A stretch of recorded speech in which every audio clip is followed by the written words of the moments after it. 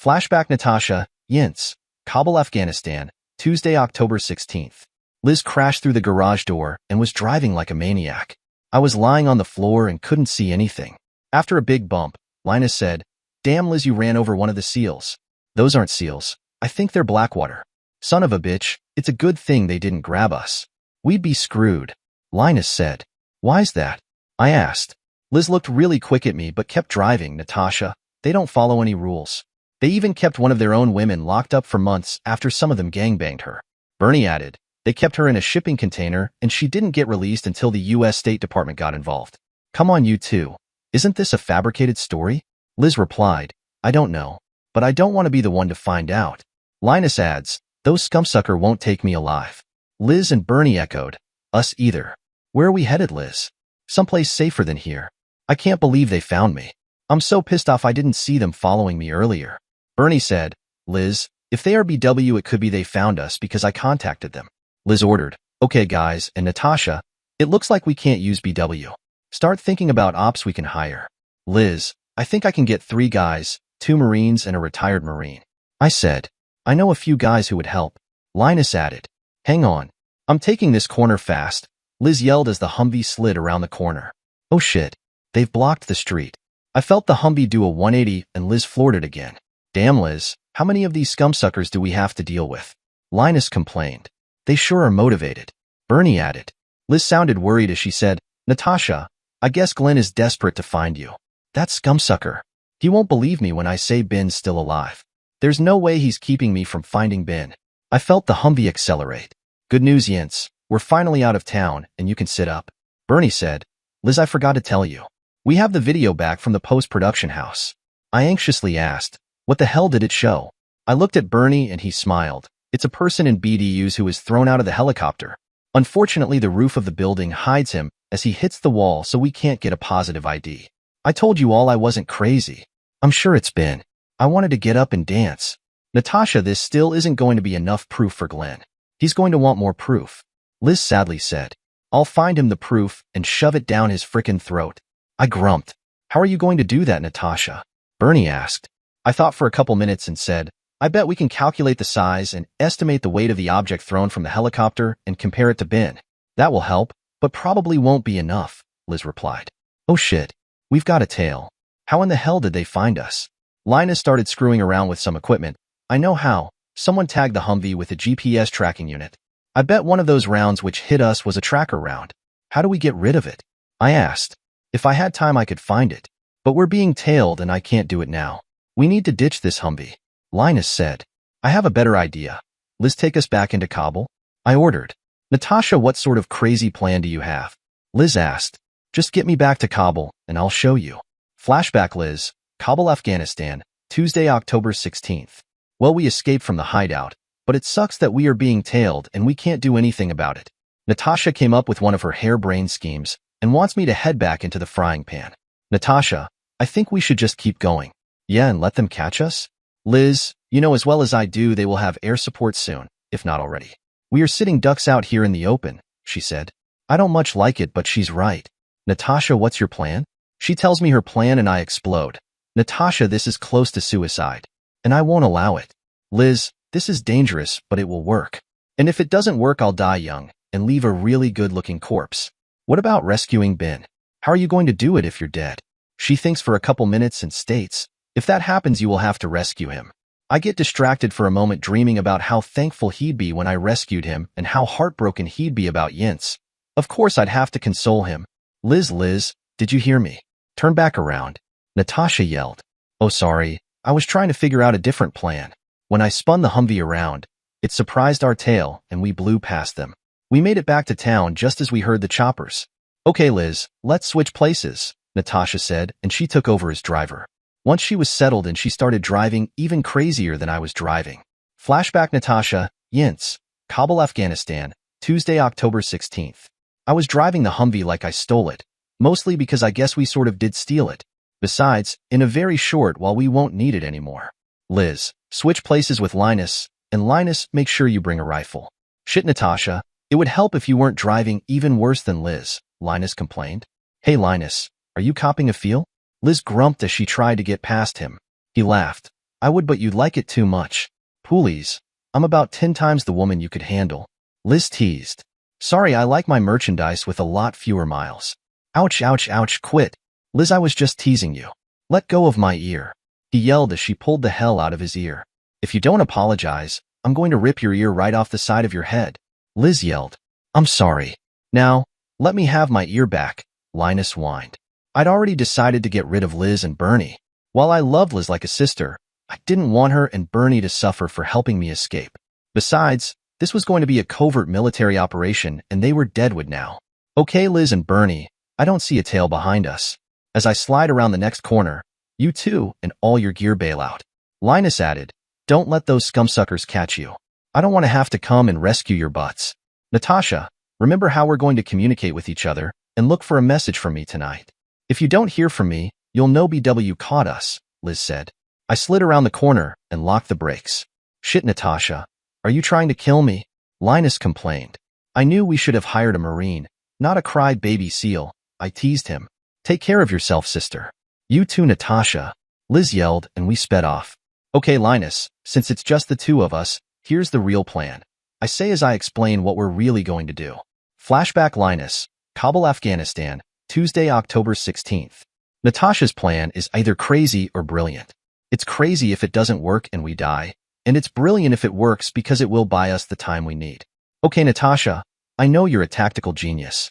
What is our chance of surviving this crazy plan? I'm not going to lie to you, Linus, I figure it's about 70%. So, are you in? Natasha asks. I thought for a bit. 70% from Natasha was better than many of the SEAL missions I'd taken. You bet. This sounds like fun. How many ex-SEALs do you know? I started thinking about the ones who were still fit enough to do a mission like this. I figure 3 aren't too torn up and are still fit enough to handle this mission. Good. I've got 2 Marines and 1 retired Marine. So that gives us a squad of 8 counting you and me. That's the perfect size. Natasha, will the 2 Marines do this for you? I'm pretty sure they will. They both got Glenn pissed at them and he reassigned them to Thule.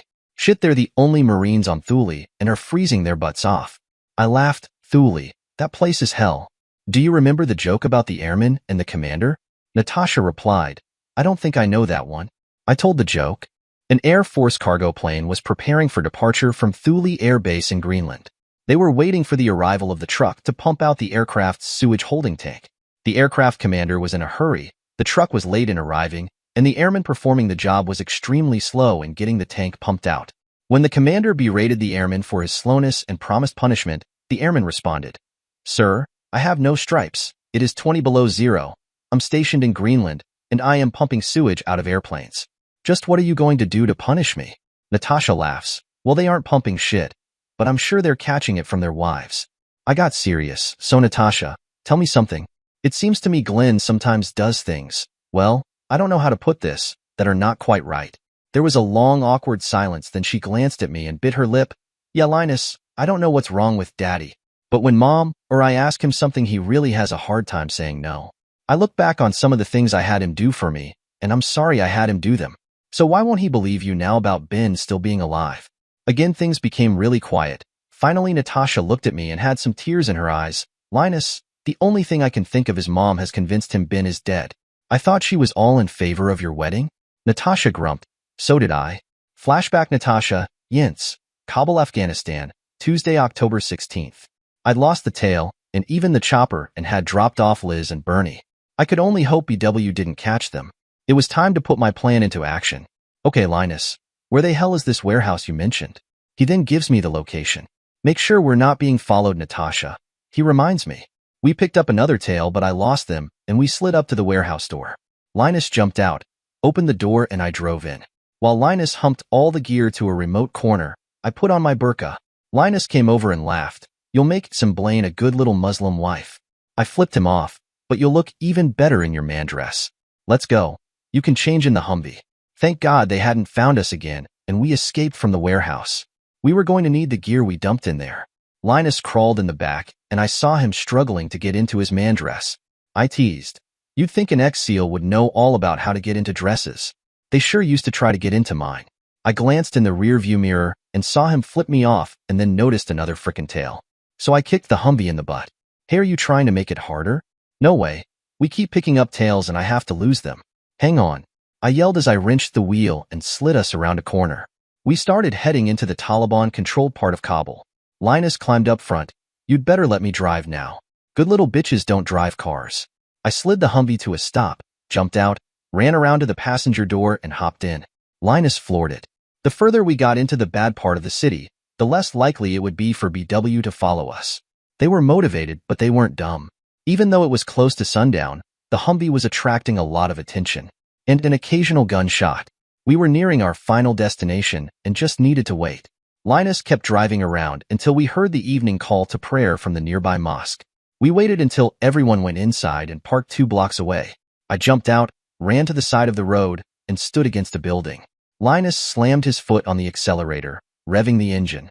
He pushed in on the clutch, shifted into 3rd gear, and released it, sending the Humvee speeding forward, directly toward the mosque. He walked over beside me, and we watched the chaos unfold. Bullets started slamming into the Humvee, but didn't even slow it up. Someone fired an RPG at the Humvee right before it hit the doors, and it caught fire and slammed into the doors of the mosque with a hell of a noise. Shitheads boiled out of the mosque like angry wasps out of a hive. They were shooting the hell out of the Humvee. I guess something punctured the fuel tank, and there was a small fireball and flames engulfed the Humvee and the front part of the mosque. We slowly turned and started walking away as everyone else was running towards the mosque.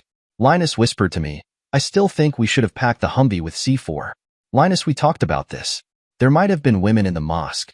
He spat. Like that made any difference to the shitheads on 9/11. Flashback.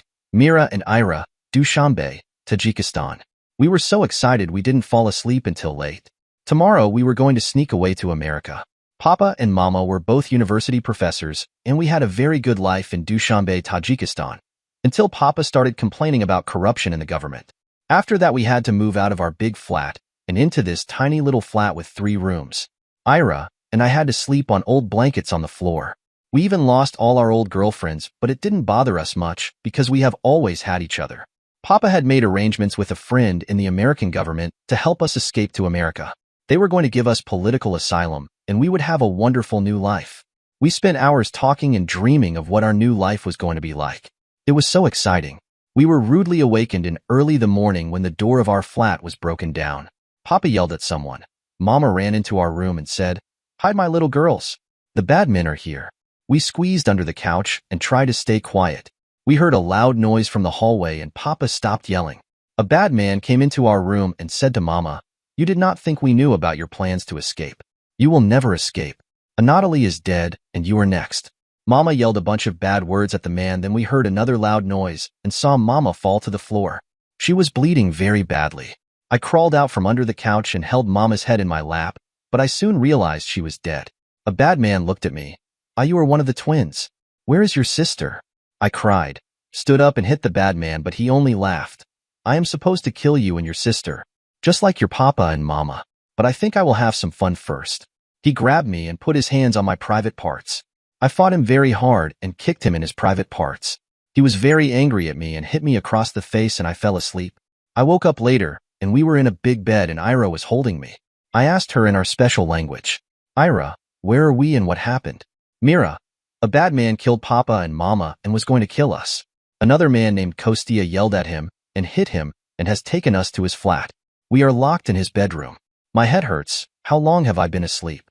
Mira, your face has a big bruise on it, and I was so worried because you have been asleep almost all day. I touched my face and it was very sore. Ira, where is this Kostia man? He said he had some work to do and would come back tonight. I'm very hungry. Ira, what will we do without Papa and Mama? I do not want to live in the orphanage. We both held each other and cried about Papa and Mama until we heard the front door open. Mira, he is back. Let us hide under the bed from him. We both crawled under the bed. Several minutes later, he came into the bedroom. My girls are playing hide and seek with me. Too bad. I have some wonderful food for them. But if they want to hide, then I guess I will eat it all myself. I whispered, Ira, do you think we should eat? He said, I even have candy for good little girls who don't hide from me. Ira yelled at him, Kostia, if we come out, do you promise not to hit us? He laughed and looked under the bed. I will not hit you unless you hit me. Do you remember I hit the bad man who hit you? Now come and eat your dinner. It is getting cold. We both crawled out from under the bed. We were amazed at the size of his flat as he took us into the kitchen. We sat at the table, and he gave us a huge plate full of food and even some wine. I looked at Ira. Ira, he gave us wine. Do you think we should drink it? The Kostia man looked at me. Tell me, why I don't even know your name. What did you just say to your sister? I am Mira and my sister is Ira. Come now, tell me what you said. Ira looked at him, Mr. Kostia. My sister asked me if we should drink the wine. Mama didn't let us drink wine very often. I cried when Ira mentioned Mama. Kostia came over and said, come and sit on my lap and have a good cry about your mama. I am sorry I could not save them from the bad men like I was able to save you. I sat on his lap and cried, thank you, Mr. Kostia, for saving us. But now we will have to live in the orphanage because we do not have a papa or mama. He looked kindly at me. What about aunts and uncles? Do you have any other relatives? Ira started crying, Mr. Kostia. We do not have any other relatives. How would you two like to live here with me? He asked. I smiled at him. That would be very nice, Mr. Kostia. Are you sure we would not be too much trouble? He looked at both of us. It would be nice if you could help some around here. I can clean, Ira added, and I can cook a little. Both of you stand beside each other. I want to look at you. We stood side by side. I cannot tell which of you is Mira and which of you is Ira. I raised my left hand. I'm Mira because I'm left-handed. Ira is right-handed. He gave us a loving smile. You know, I am a very important special policeman, and I think you two would make excellent policewomen. Would you like it if I trained you to be policewomen? Then you could catch bad men like the one who killed your papa and mama. I looked at Ira and she nodded her head. Yes, Mr. Kostia. We would like that very much. He grinned at us and explained. You two will have to do everything I say. Sometimes training will be very hard and might even hurt. Are you two strong enough? We were both excited about catching the bad man who killed Papa and Mama. Yes, Mr. Kostia, we are very strong. He smiled really big. Good. Here's my first order. Drink all your wine. We watched as he poured some clear liquid in with our wine. Then we drank it all. In a little while, we were both feeling dizzy. Mr. Kostia, we feel a little sick, I said. Do not worry. It sometimes happens after you drink wine. Let me help you both into our bedroom. He carried Ira into the bedroom and then came back and carried me into the bedroom. Ira giggled. Mira, I feel so funny. I do to Ira. I'm so sleepy. Mr. Kostia crawled into bed with us, and I watched as he took Ira's clothes off. She started to fight him. He said, no, this is a special part of your training. Do not fight me, or you will go to the orphanage. That was the first of many nights Kostia trained us, and each time he did we hated him even more. We decided we would become better than him, and someday we would make him pay for his training. Flashback Liz, Kabul, Afghanistan, Tuesday, October 16th. I looked over at Bernie. We need to get the hell out of here. We already had the gear and took off heading perpendicular to the path of the Humvee. You realize they dumped us? Bernie asked. Yeah, it wasn't hard to figure out. Natasha is just trying to keep us safe. So what are the plans? I think we need to get to the base before BW catches us. After shooting 4 of them and running over another, it's not safe if they grab us. Bernie said in amazement, you shot 4 of them. Do you have a death wish? Well, now that you mention it, it feels like I might. But it seemed the right thing to do at the time. I shuddered thinking what BW would do to me if they caught me first. Hide, Liz, a vehicle's coming. We ducked in a doorway and the vehicle stopped. Ms. Morgan, this is Captain Pierce of the Marines. We want you and your cameraman to step out of the doorway with your hands in the air. I stepped out of the doorway and yelled, are we ever happy to see you? Someone has been chasing us and shooting at us. Bernie followed behind me. His men came over, searched us and took away our sidearms. You know you shouldn't carry weapons when you're over here. I smile at him and lie. Once these guys in black started shooting at us, we needed to arm ourselves. It would be different if I had a big strong Marine like you to keep me safe. He scowled at me and said, save the bullshit for the general. He might find it amusing. I was shocked when they put tie wraps on our wrists. Excuse me, Captain Pierce, do you realize the trouble you are going to be in for restraining an American citizen and a member of a news crew? Save your crap for the general. I have my orders. I gave him a dirty look. Okay, Hawkeye, suit yourself. Bernie chuckled and Captain Pierce said, if I had $1 for every Joker who called me Hawkeye after the MASH character, I'd be rich. I threw some more fuel on the fire. It must suck knowing you'll never make Major. One more smart comment out of you, and I'll have you gagged. He yelled. I gave him an angry look. I don't think your pathetic attempt could ever intimidate anyone, let alone me. I fought fiercely as the jerk shoved a foul-smelling and foul-tasting bandana into my mouth, trying to silence me. They loaded us in a striker, and we headed towards the base. I was secretly happy the Marines caught us first. Flashback Glen, Kabul, Afghanistan, Tuesday, October 16th. I'd come to Kabul to try to find Yentz. Somehow she'd slipped off the base at Ramstein, and I was pretty sure she'd come here to try to find Ben. It's a shame Ben got killed rescuing the Marines. Evelyn kept showing me the video proving he was dead. I don't know what the hell Stockman was doing, sending him on that mission, but once I found Jens, he was going to have a hell of a lot of things to answer for. I'd just gotten great news. One of my patrols had found Liz Morgan and one of her cameramen, but not the other two members of her crew. I knew Jens and figured somehow Liz was involved in her escape.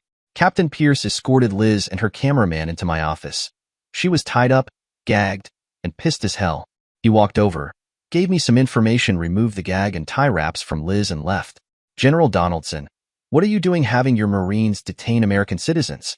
Something didn't seem right because she was too calm and collected and wasn't cussing me out. I grinned at her. Ms. Morgan, we are just keeping you and your cameraman safe in a potential war zone. General Donaldson, Kabul is relatively peaceful and you know it.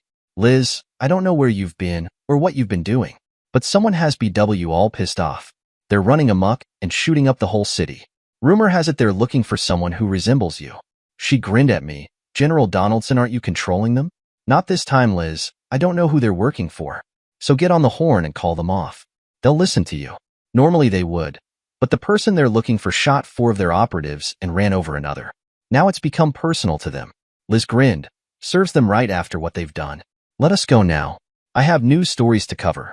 I'm afraid I can't do that. Not until things settle down between BW and the local community. General Donaldson, what caused all this tension? From what we can tell, a Humvee crashed into their main place of worship and set it on fire. I watched as she faltered and sat in the chair. Then BW rolled up in their vehicles and started a massive firefight. The locals are furious and blaming it on America. This place is a powder keg waiting to explode. She looked at me with genuine concern in her eyes. Were there any survivors from the Humvee? I shrugged my shoulders. Who the hell knows? No one can get close enough to tell. I watched her and see she's obviously upset. Okay, Liz, let's cut all the crap. You know why you're really here. I think you helped Jens escape from Ramstein, and I think you know where she is. She glared at me. If you would have just believed Jens about SM Blaine being alive, none of this would have happened. Liz, I saw the video, and no one could survive that crash. She gave me a hateful look and replied, but you haven't seen the enhanced video which shows the object coming out of the chopper was a soldier. We have it with us and I can show you. I sat back and looked at her. I'd love to see your video, but Captain Pierce told me as he brought you in that your equipment was destroyed by enemy fire. She stood up and shouted, General Donaldson, there was no enemy fire when he grabbed us. I hold the Marines responsible for the loss of our equipment. Now why don't you tell me what's going on? Liz, simmer down. Nothing's going on. There wasn't room for your equipment inside the Striker, so they threw it on the back. That's where it got destroyed. She looked frustrated. Don't worry, Glenn, we have copies and extra equipment. I demand you let us go. I grin at her and explain. That will happen when you tell me where Jens is. She smiled at me and said, General Donaldson, I think you'll be letting me go much sooner than you know. I'm going to bring the whole world knocking on your doorstep demanding my release. I smiled at her and returned the threat. Liz, that's a big threat for someone who's living in my brig. I pressed the button on my desk and Captain Pierce came in. Please make sure Ms. Morgan and her cameraman are kept safe in the brig. Liz yelled on her way out, you haven't heard the last of me. I thought, I have for right now, bitch. Then I sat back and thought about the video she talked about. Could Ben still be alive? Flashback Natasha, Jens, Kabul, Afghanistan, Tuesday, October 16th. I think some of Ben's luck rubbed off on me. No sooner had the Humvee crashed into the mosque when BW came flying up in their vehicles. The Taliban started shooting at BW and they returned fire. This gave us the perfect cover to escape the area. We even ran without attracting attention. We passed a bunch of Marine vehicles headed to the area and Linus said, Screw Natasha, I think we started World War III. Sure, Linus, we're supposed to be blending in, but he might have been right. There was random gunfire everywhere. We stayed close to the walls, covering each other with the AKs. As we rounded a corner, a group of guys started yelling and waving their rifles at us. It was the last thing they ever did. I still remember the shocked look on their faces when they realized they were outmatched. We made it to the warehouse, and Linus covered me as I went inside. The place was still empty. Linus bolted the door and tossed off his robe. What's wrong? Not a fan of the outfit? I teased.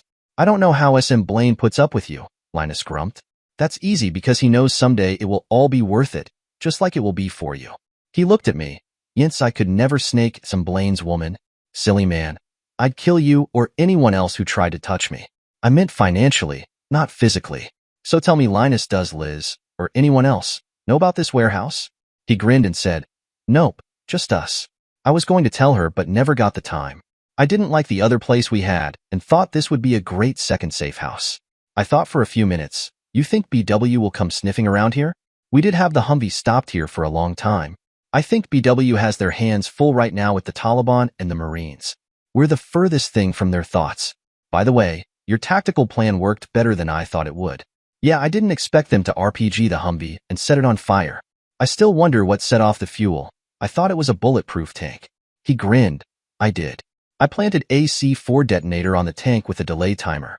It was just small enough to blow a hole in the tank without blowing up the mosque. With that sort of improvisation, you'd almost make a good Marine. It gave us even more of a diversion without killing anyone. Thanks. I should have told you, but I didn't have the time." Well, that's the kind of surprise I like. I started setting up the laptop. "Hey Linus, do you think they used the sat phone to find us? I'm pretty sure the spooks are in on this, and they might be able to use their technology to find us." I decide to scan the local area for Wi-Fi access. Haha, I found a wireless access point. I messed around with it a bit more. Shit, it's WEP encryption. I started a packet capture program, and 5 minutes later I had the key. I locked down the firewall to notify me of any intrusion attempts against my laptop, entered the key, and had a great connection.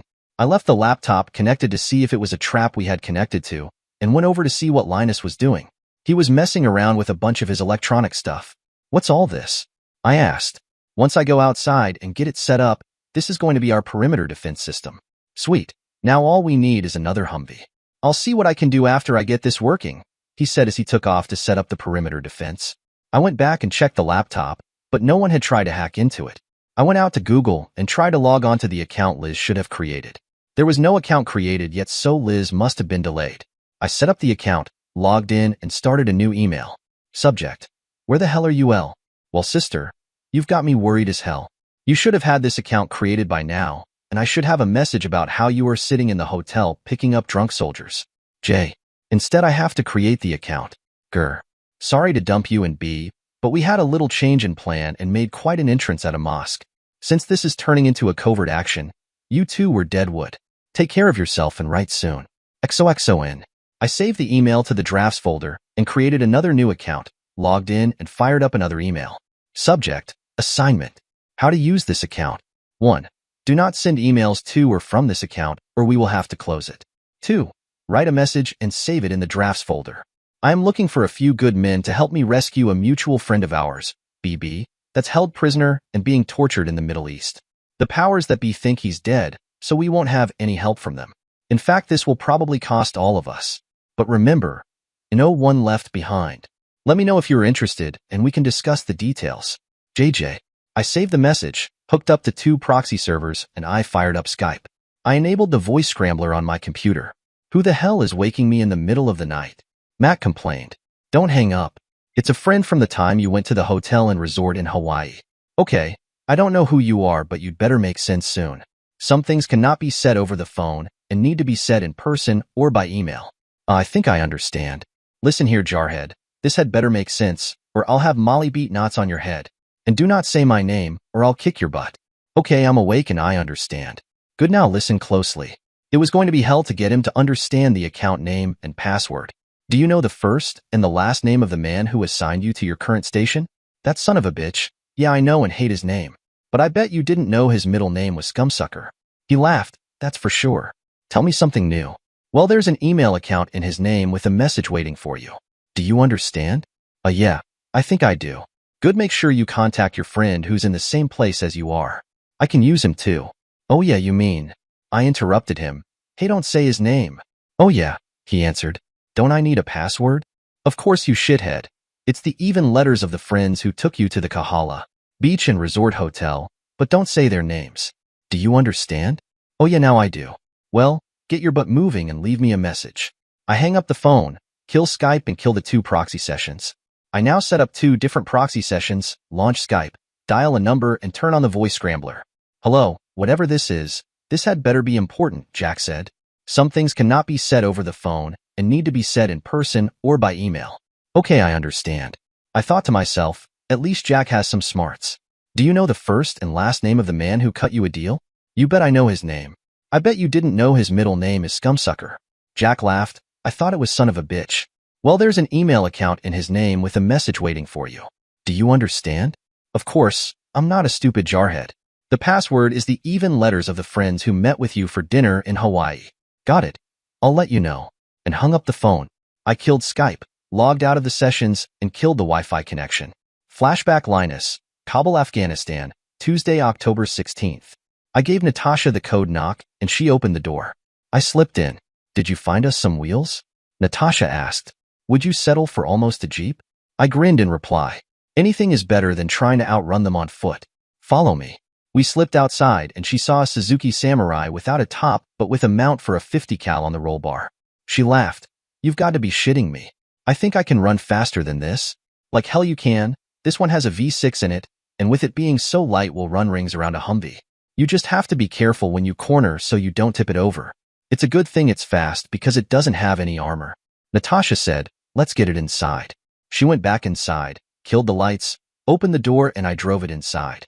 Natasha walked around it. You know, I like it. It's cute. I looked at her and shook my head, just like a woman. Hey, when you want sex, there's nothing wrong with being a woman. Or perhaps you prefer don't ask, don't tell? I gave her a dirty look. You know better than that. So where did you get it? Natasha asked. Don't ask and don't tell. I teased. She changed the subject. Linus, I didn't have a message yet from Liz when I went on the laptop. She hadn't even set up the account yet. You think BW grabbed her and Bernie? That's one of about 4 things I can think of. I think I'm going to poke around and see if I can figure anything out. She headed over to the laptop, and I kept working on the Suzuki. I was going to weld a shield in front of the radiator. It wasn't much, but it would help some. Flashback. Matt, Thule, Greenland. I'd heard about Ben being dead, and I heard about Yint's escape from Ramstein. The old man was pissed as hell and had everyone in the Middle East looking for her. But I'm still up here freezing my butt off. I don't mind taking punishment for things I did, but this wasn't my fault. Sometimes the old man is a real son of a bitch. Shit, I heard rumors he even offered a reward for her capture. When I got the phone call, I figured it was Yint's. It took me a bit to figure out what she was talking about, but then I knew I needed to log into an account and read a message she left. I wake up Jim and get his butt over to my bunk.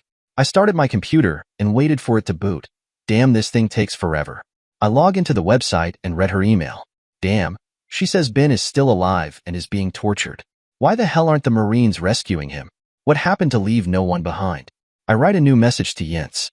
Jay, I understand what you're asking, and if it is true that B is still alive, you can count me and Jay in. We know what this means for us, but our careers are over anyway, and we might as well go out in a blaze of glory instead of freezing our butts off. Give us the details on where and when to meet. M and J. I saved it in the drafts folder, just like Yint's told us, and I looked at Jim. Screw me, Jim. What do you think of this? Flashback. Jim. Thule, Greenland. Matt, I don't believe Yint's can't get the old man to believe her. I thought he did most anything she asked. Matt replied, yeah, but you've heard the scuttlebutt about Yint's escaping from Ramstein. Something is going on between those two. I thought for a moment or two, Matt, it's not right that Ben's not even being looked for.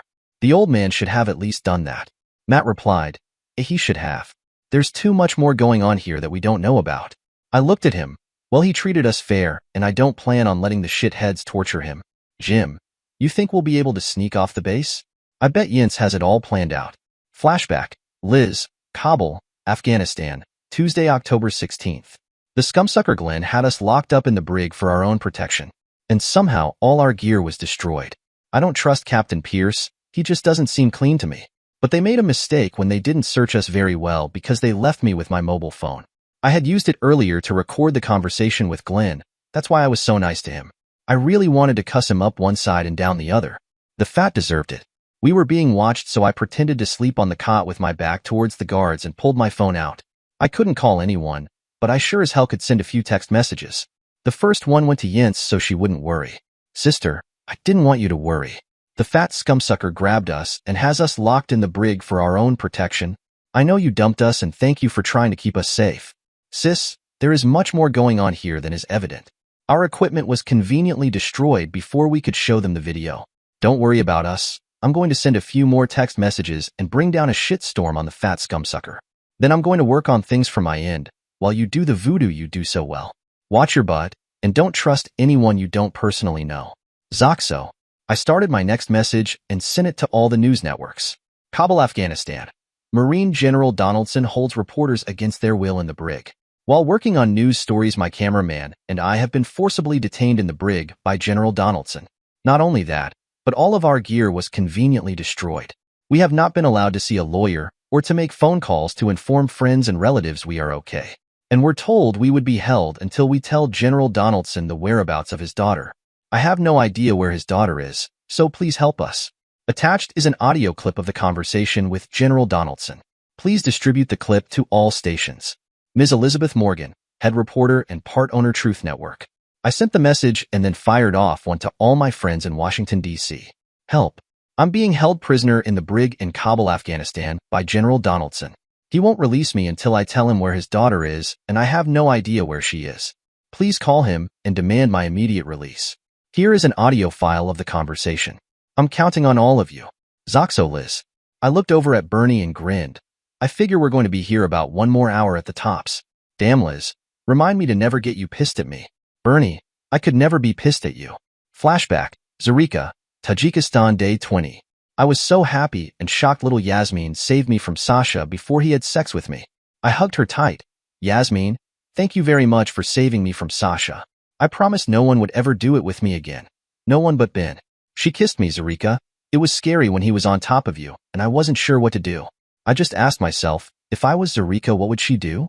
You did the right thing, little sister, but we need to leave and get out of here before someone finds us. Yes, Zarika, I do not want to stay around these dead men. Seeing them makes me feel sick, especially Alexei. I hugged her. Yasmin, you had to kill Alexei, or he would have killed you. She cried a little. Zarika, do you ever see the faces of the men in your dreams? I kissed her on the cheek. Yes, Yasmin, all the time. Sometimes I even see them when I am awake. We had to do this, and Ben will be proud of us when we tell him. Do you think he will? Yes, my little sister. We were good warriors. Flashback. Yasmin, Tajikistan, day 20. We climbed into the truck, and Zarika drove away. I was glad to be away from the men, but I still saw the blood and Alexei dying. I could not get it out of my mind. I know I had shot at men before, but I do not know if I had ever hit any, and none were as close as Alexei. Where are we, Zarika? She looked over at me. Yasmin, I do not know. We are lost. How do you know which way to go? I think if we go back the way we came, we can find out where we are. Oh no. Yasmin, check and make sure the money is still here. I searched in the little box by the front seat. It is all here. I was very sad and wished Ben was here to cheer me up. Zarika, do you remember the song Ben always sang to make us happy? I think I do. Would you like to sing it with me? I smiled. I would like that. It would make me feel closer to our husband.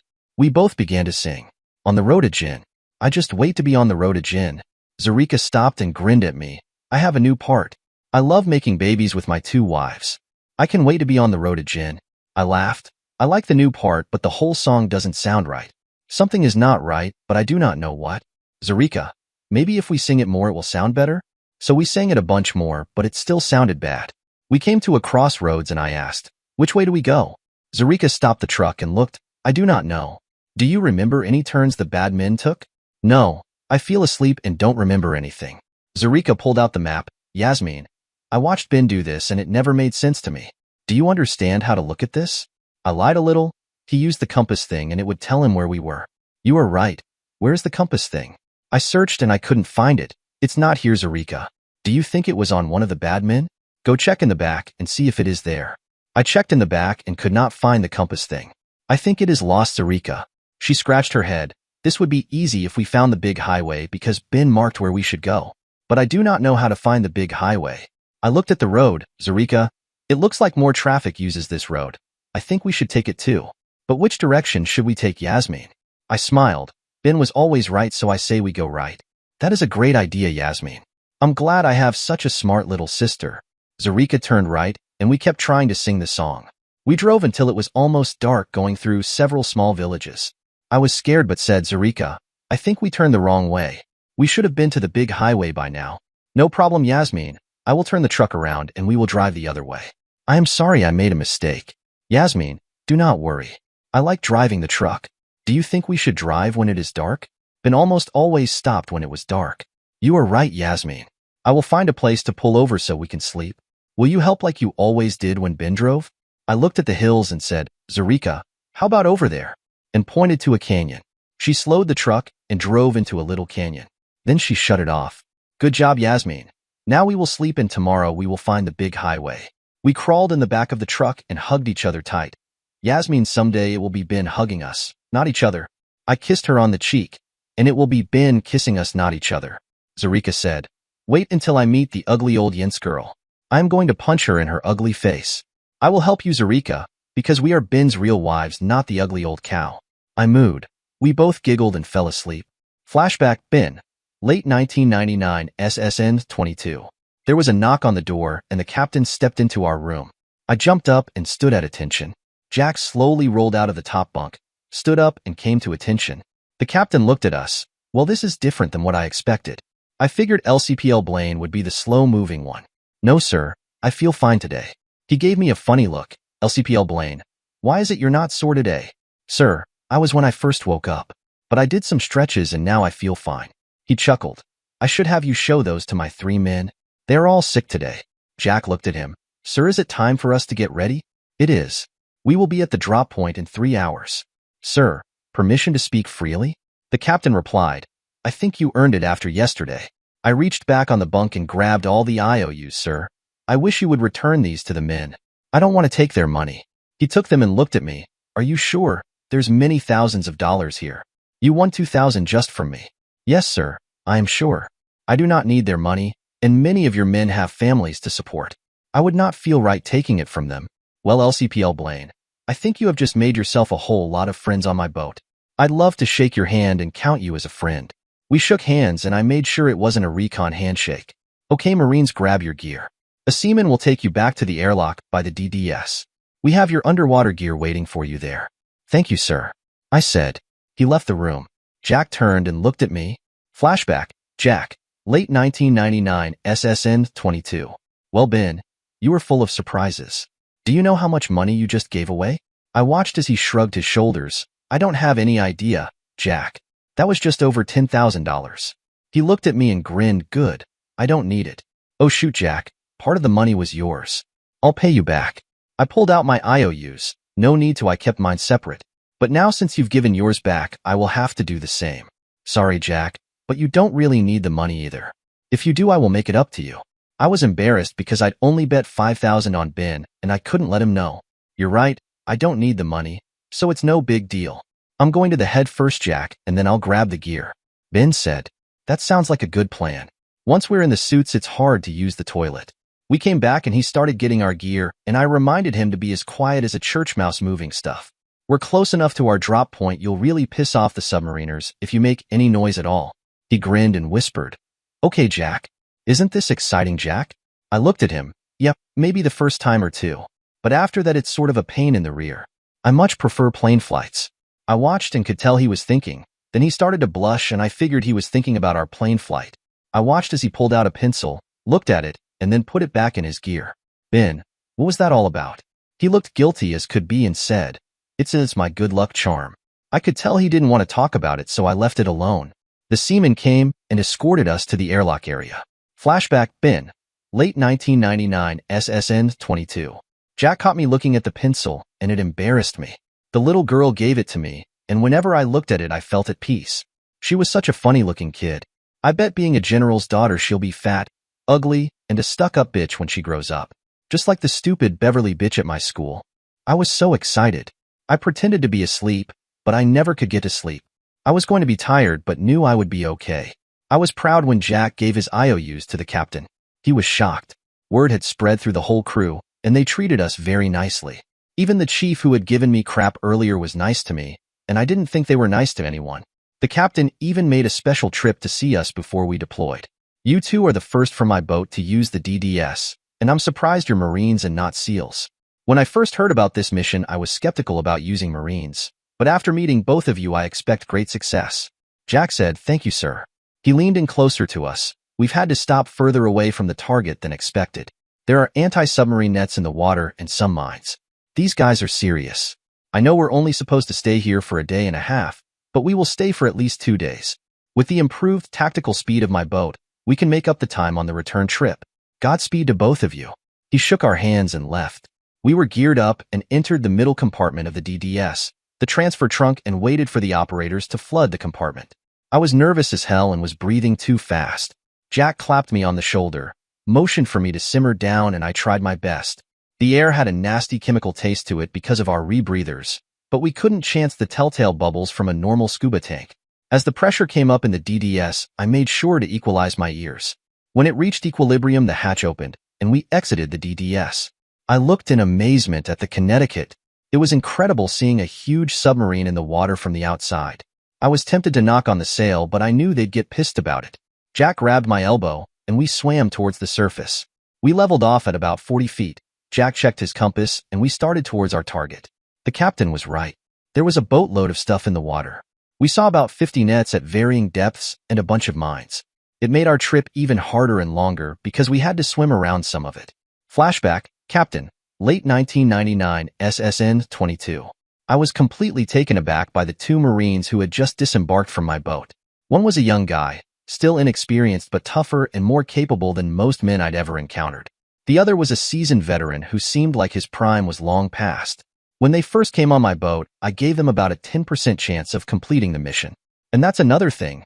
This was one screwed-up SOF mission if I'd ever seen one. No wonder they didn't send the SEALs again. But the two of them made a great team. The old guy calmed the kid, and the kid was, well, phenomenal. There was a ton of synergism between them. I was in the sonar room and listened as they swam away. They were sure quiet. Now all we could do was wait and hope they came back because we didn't have any SEALs on board to rescue them. Flashback, Jack, late 1999, SSN 22 deployed. I sure as hell didn't like this mission, and it had all the makings of being a huge cluster shit. 2 SEAL teams had gone in, and 2 SEAL teams didn't return. But they were multi-man teams. They hoped a good 2-man team could get in and eliminate this scumsucker and then get back out. He was a very big target of interest. Otherwise, they wouldn't keep sending teams after him. The other missions were brute force attack, but this time we were being sneaky as hell.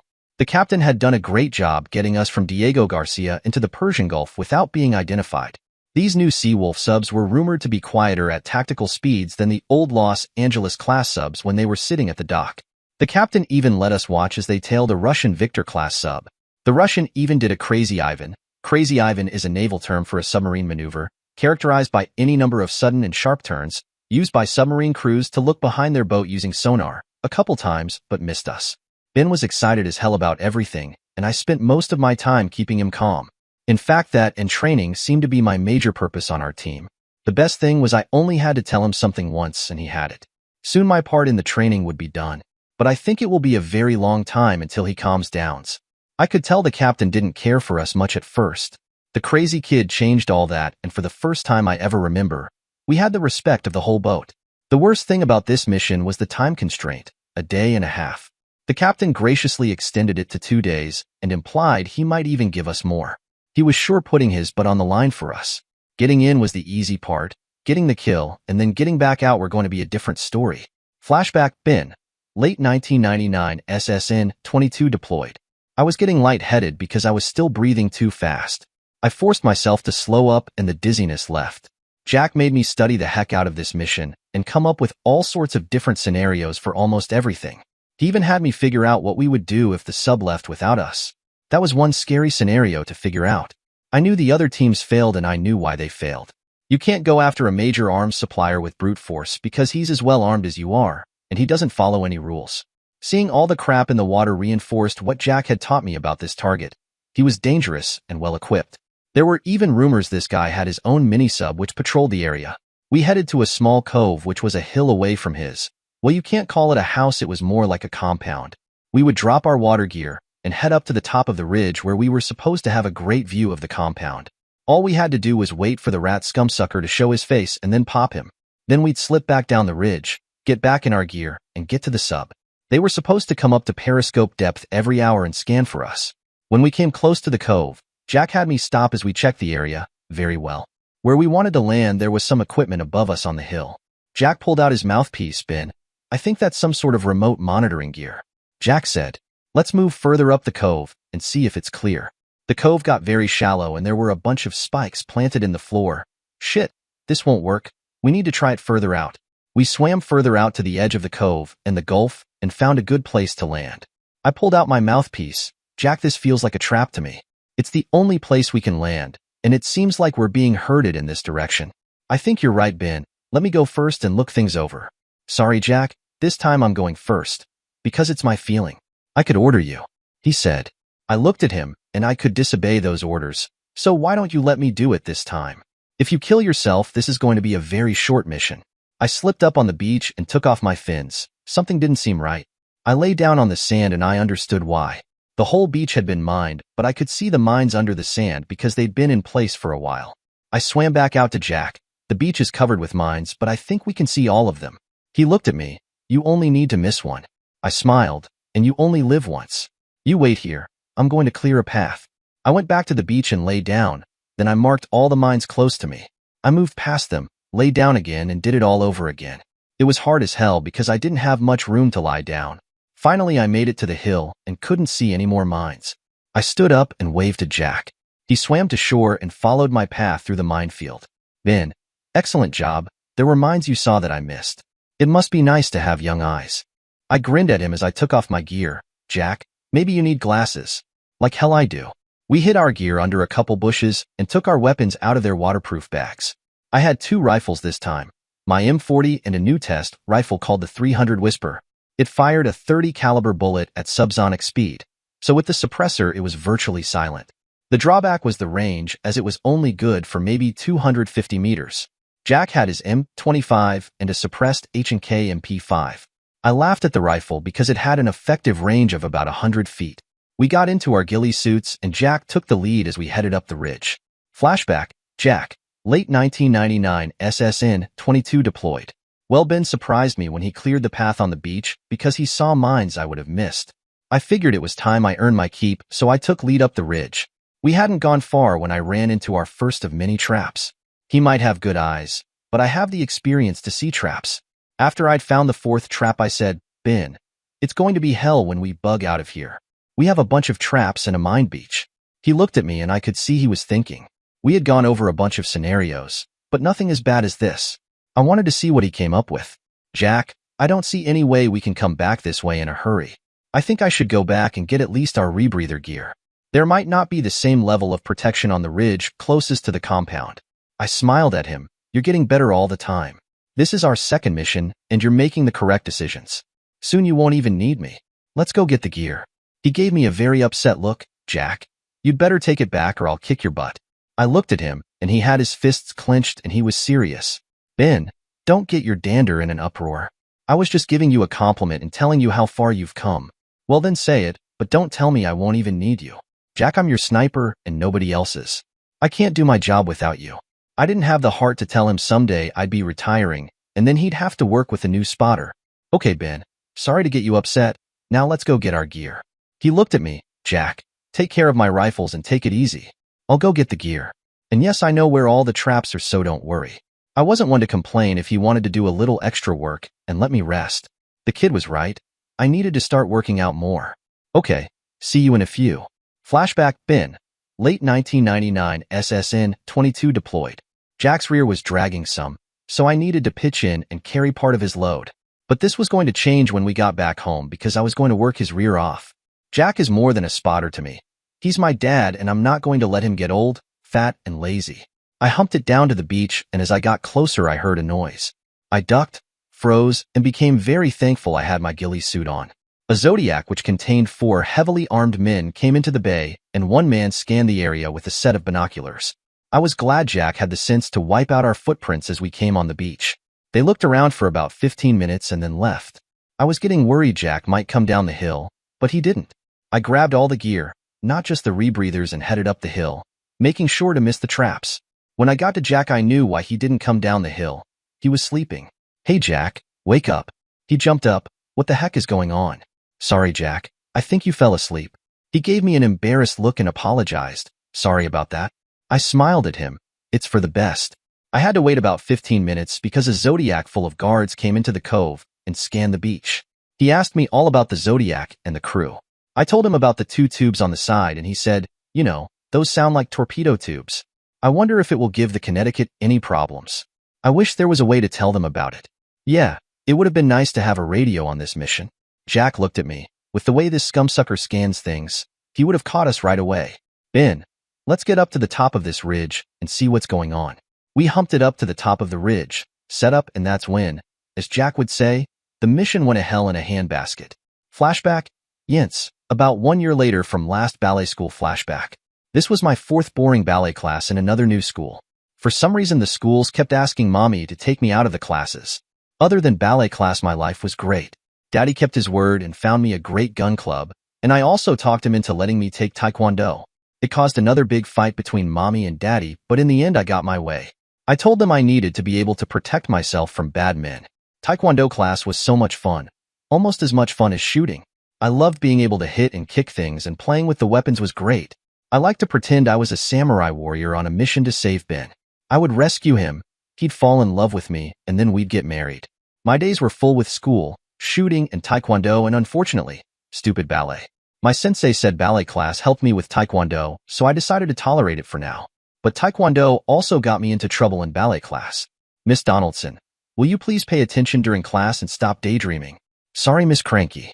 I said with a smile. That's Miss Crunky. She corrected me. Yes, Miss Crunky, sorry. Yes, I was being my normal annoying self. It was funny I was only annoying in ballet class. I tried it once in taekwondo and my sensei beat some sense into me. He was serious. This ballet school had a couple of boy students. Were they ever gay?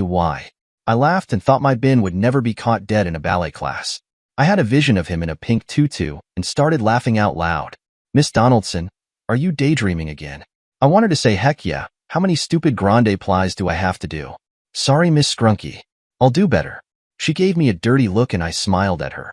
I had to be more careful because mommy was wise to some of my tricks. She never let me go into the bathroom alone anymore, and I knew better than to use the missionary position joke again. OMG, when I found out what the missionary position was, I laughed so hard I almost peed in my pants. No wonder mommy was so upset. Jennifer, please come here. Mommy said. Oh, she was upset at me. I walked over and smiled at her.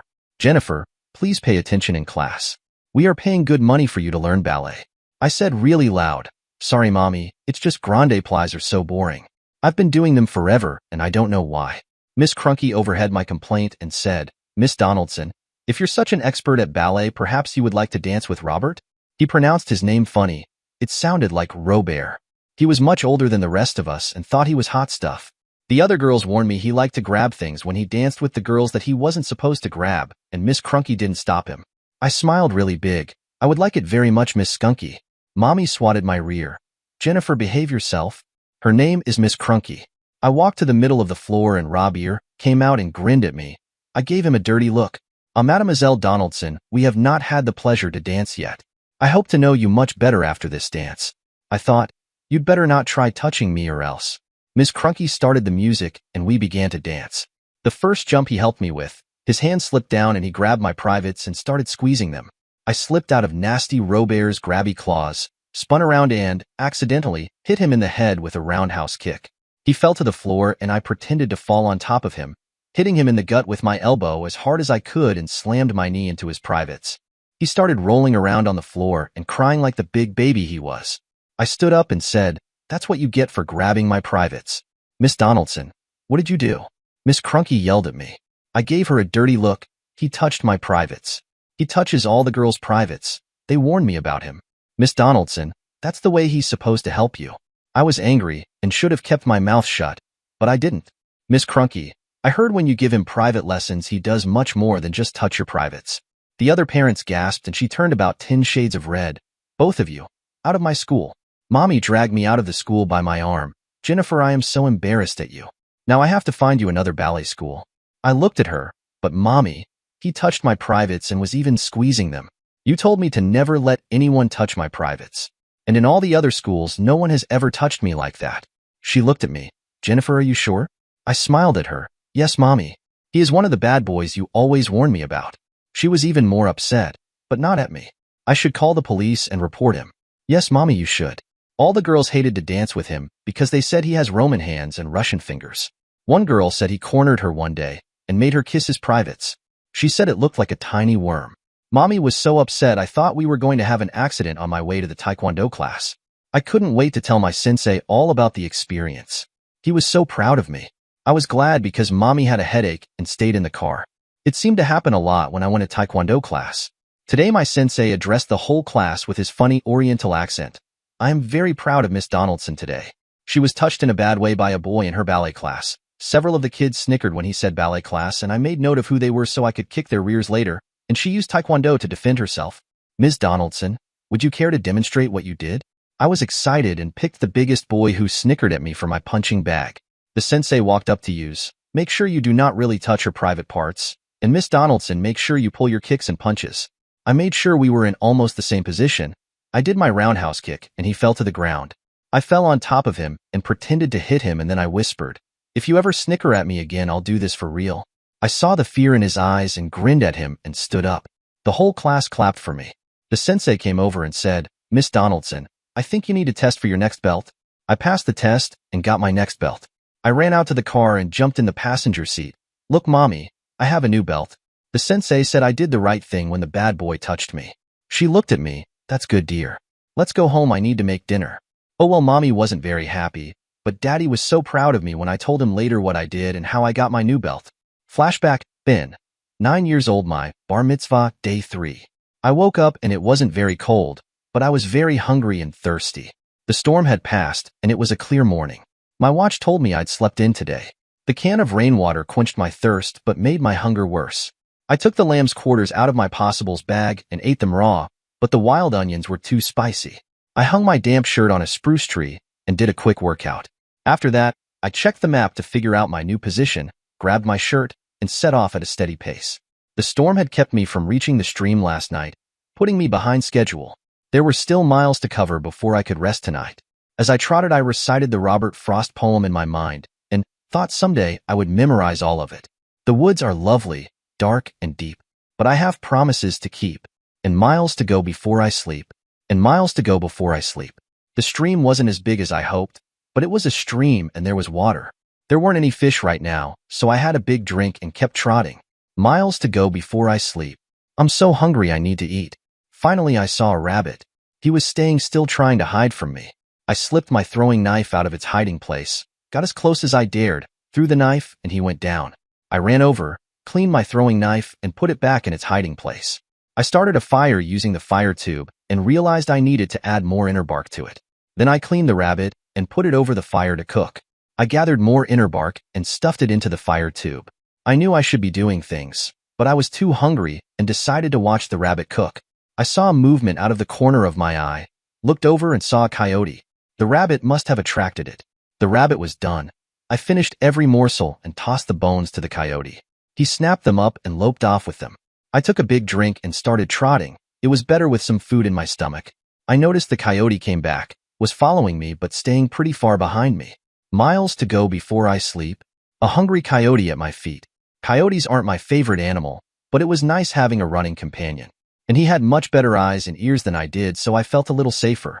I knew I'd have to chase him off before I got home, or Dad would kill him. He hated coyotes. Grandpa used to tell me Indian stories, many of them about coyotes. I always liked the coyotes' humor and sometimes their cleverness, but they were also greedy, reckless, impulsive, and jealous.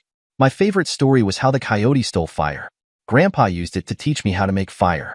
I still remembered sitting by a campfire in winter with my head lying in his lap and hearing his deep voice as he started. Long ago, when man was newly come into the world, there were days when he was the happiest creature of all. Those were the days when spring brushed across the willow tails, or when his children ripened with the blueberries in the sun of summer, or when the goldenrod bloomed in the autumn haze. But always the mists of autumn evenings grew more chill, and the sun's strokes grew shorter. Then man saw winter moving near, and he became fearful and unhappy. He was afraid for his children, and for the grandfathers and grandmothers who carried in their heads the sacred tales of the tribe. Many of these, young and old, would die in the long, ice-bitter months of winter. Coyote, like the rest of the people, had no need for fire, so he seldom concerned himself with it, until one spring day when he was passing a human village.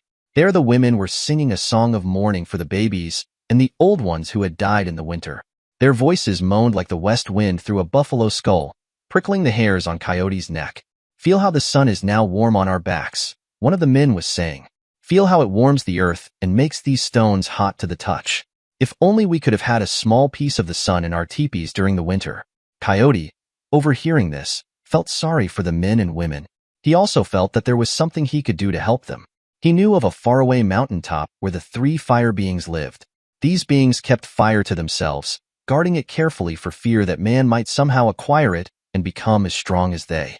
Coyote saw that he could do a good turn for man at the expense of these selfish fire beings. So Coyote went to the mountain of the fire beings and crept to its top. He watched the way that the beings guarded their fire. As he approached, the beings leaped to their feet and gazed searchingly round their camp. Their eyes glinted like bloodstones, and their hands were clawed like the talons of the great black vulture. "What's that? What's that I hear?" hissed one of the beings. "A thief, skulking in the bushes," screeched another. The third looked more closely and saw Coyote. But he had gone to the mountaintop on all fours, so the being thought she saw only an ordinary coyote slinking among the trees. "It is no one, it is nothing," she cried, and the other two looked where she pointed and also saw only a gray coyote. They sat down again by their fire and paid Coyote no more attention. So he watched all day and night as the fire beings guarded their fire. He saw how they fed it pine cones and dry branches from the sycamore trees. He saw how they stamped furiously on runaway rivulets of flame that sometimes nibbled outwards on edges of dry grass. He saw also how, at night, the beings took turns to sit by the fire. Two would sleep while one was on guard. And at certain times the being by the fire would get up and go into their teepee, and another would come out to sit by the fire. Coyote saw that the beings were always jealously watchful of their fire, except during one part of the day. That was in the earliest morning, when the first winds of dawn arose on the mountains. Then the being by the fire would hurry, shivering, into the teepee calling, "Sister, sister, go out and watch the fire." But the next being would always be slow to go out for her turn, her head spinning with sleep and the thin dreams of dawn. Coyote, seeing all this, went down the mountain and spoke to his friends among the people. He told them of hairless man, fearing the cold and death of winter. And he told them of the fire beings, and the warmth and brightness of the flame. They all agreed that man should have fire, and they all promised to help Coyote's undertaking. Then Coyote sped again to the mountain top. Again the fire beings leaped up when he came close, and one cried out, "What's that?" "A thief, a thief." But again the others looked closely, and saw only a gray coyote hunting among the bushes. So they sat down again and paid him no more attention. Coyote waited through the day, and watched as night fell and two of the beings went off to the teepee to sleep. He watched as they changed over at certain times all the night long, until at last the dawn winds rose. Then the being on guard called, "Sister, sister, get up and watch the fire." And the being whose turn it was climbed slow and sleepy from her bed, saying, "Yes, yes, I am coming. Do not shout so." But before she could come out of the teepee, Coyote lunged from the bushes, snatched up a glowing portion of fire, and sprang away down the mountainside. Screaming, the fire beings flew after him. Swift as Coyote ran, they caught up with him, and one of them reached out a clutching hand. Her fingers touched only the tip of the tail, but the touch was enough to turn the hairs white, and coyote tail tips are white still. Coyote shouted, and flung the fire away from him. But the others of the people had gathered at the mountain's foot. Squirrel saw the fire falling, and caught it, putting it on her back and fleeing away through the treetops. The fire scorched her back so painfully that her tail curled up and back, as squirrels' tails still do today. The fire beings then pursued Squirrel, who threw the fire to Chipmunk. Chattering with fear, Chipmunk stood still as if rooted until the beings were almost upon her. Then, as she turned to run, one being clawed at her, tearing down the length of her back and leaving 3 stripes that are to be seen on Chipmunk's backs even today. Chipmunk threw the fire to Frog, and the beings turned towards him.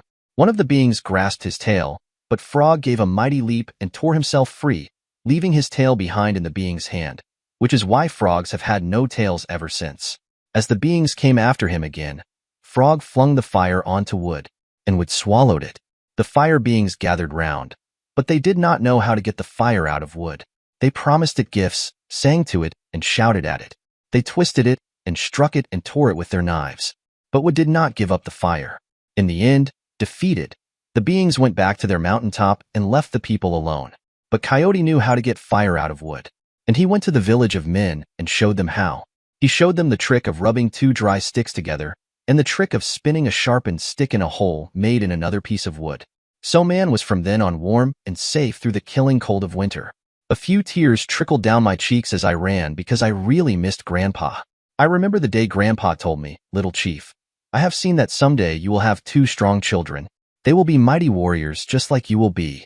Remember the sacred stories I tell you, and teach them to your children." I told myself I will raise my children like Grandpa raised me, not like Dad. Miles to go before I sleep. Grandpa's stories my children to teach. There was a small pool ahead in the creek, so I stopped and looked. Yes, it had fish in it. I made a spear again with my knife, tied to a branch, and speared a fish. They were small rainbow trout, so one would barely make a meal. I looked over and noticed the coyote and speared one more for him. I threw it next to him. He grabbed it and loped off. I cleaned mine, put it in a plastic bag, checked my location, and started trotting. Miles to go before I sleep. Rainbow trout tonight I'll eat. I'd gotten used to Mr. Coyote and was a little sad when he never returned. But he had things to do and I had things to do. I continued to forage for food along the way for dinner, but there isn't much in the Rock Mountains to eat. So it was going to be fish and lamb's quarters again tonight, but it was better than going hungry like last night. The day was getting long and light was fading, so I started looking for a campsite. It took a bit longer today than the first day, but the one I found was great. It was an old abandoned cabin. At first I was worried someone might live in it, so I sat and watched it for a while.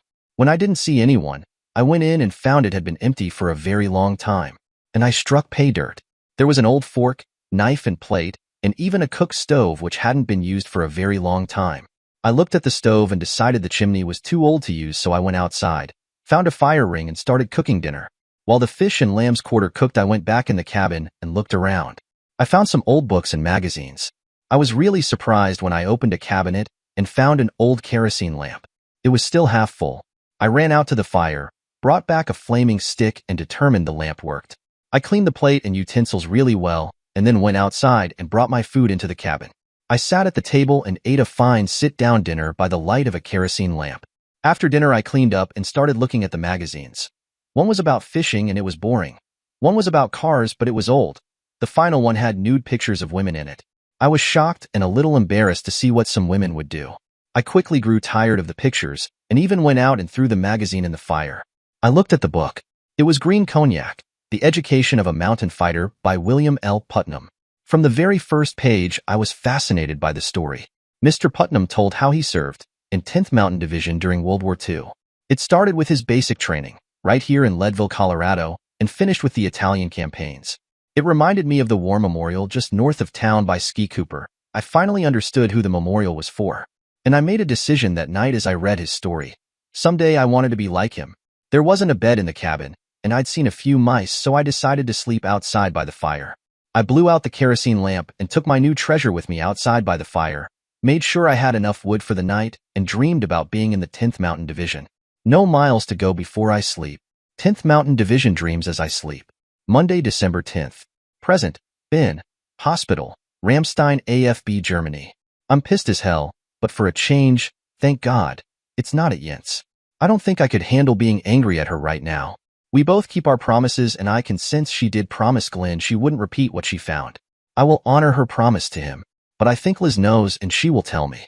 Jen's cuddling with me. Wow, you're sure upset for someone who's about to go back home. Yes, I am. I wish you could tell me what went on with you and your parents. But I know you promised Glenn, so I won't push it. But you can be certain I'll beat it out of Liz if I have to. She smiles at me and says, Ben, do me a favor and just drop it. I've already taken care of everything.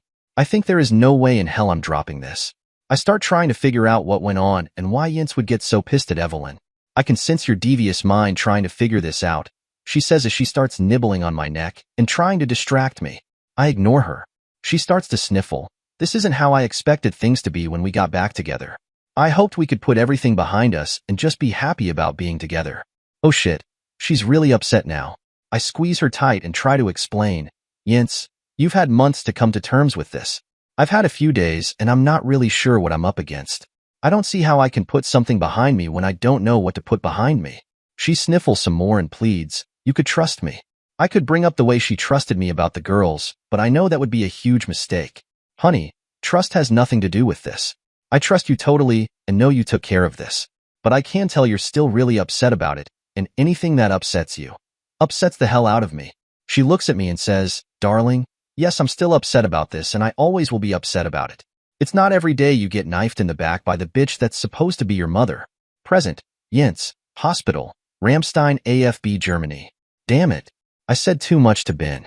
I get so upset when I think about this, then I don't think straight and I shoot off my mouth. Ben gives me a hell of a strange look and starts to open his mouth. I can see in his face when he changes his mind. Yince, I will try my best to let this go for now. But when Liz comes back, I am going to get all the information on this. And if I need to do something, I will. But for right now, being with you and loving you is more important. I can't believe what my man just said, and I break down and start to cry. Yince, what the hell is wrong now? I thought you'd be happy, Ben asks. I sob. I am happy. These are tears of joy, not sadness. Then I snuggle up tight against him.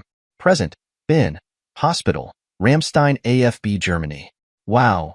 Knifed in the back by the bitch that's supposed to be your mother. I could sense pure hatred for Evelyn when Yince said it, and immediately knew I needed to stop bugging her about it. This can wait until Liz gets here. It's funny, I'm the one with the physical wound, but Yince's emotional wounds are far deeper than my physical wound. She needs my love and support more than I need hers. Then she starts crying again, and I think she's still upset.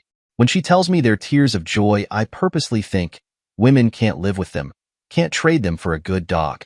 She pinches the hell out of me and demands, hey, I sense the trade me for a dog crap. Where the hell did it come from? I knew it would distract her, so I start to tease. Well, you know there are more than 50 reasons dogs are better than women. She gives me a dirty look and adds, like hell there are. Name a few. I grin at her and start. A dog's time in the bathroom is confined to a quick drink. And I'm sure you'd want to kiss the dog on the lips after it was in the bathroom? Come on, name another. She demands and then gives me a hot kiss. I rack my brain for one I know will get her. A dog's disposition doesn't change every 28 days. Ha, neither does mine. You know I don't get PMS. So come on and give me a good reason. I'm still waiting. I think it's time to up the ante, so I grin really big and say really loud. Dogs don't notice if you call them by another dog's name. She pinches the hell out of me and threatens, you'd better not ever call me by another girl's name. Especially that Susan bitch. The MPs in the hallway hear what's going on and start laughing. Hey, you bunch of above men out there. You'd better be quiet or I'll come out there and kick your butts, Yince yells at them. I smile at her. Dogs never nag. She looks at me. Well, I mostly don't nag you. Do I? No, Yince, you don't nag me at all. She gives me a devastating smile. Good, you had me worried because I don't want to be a nagging wife. The smile slips into an evil grin and she adds, but I do know why I'm better than any damn dog. I sarcastically demand, oh really? Please tell.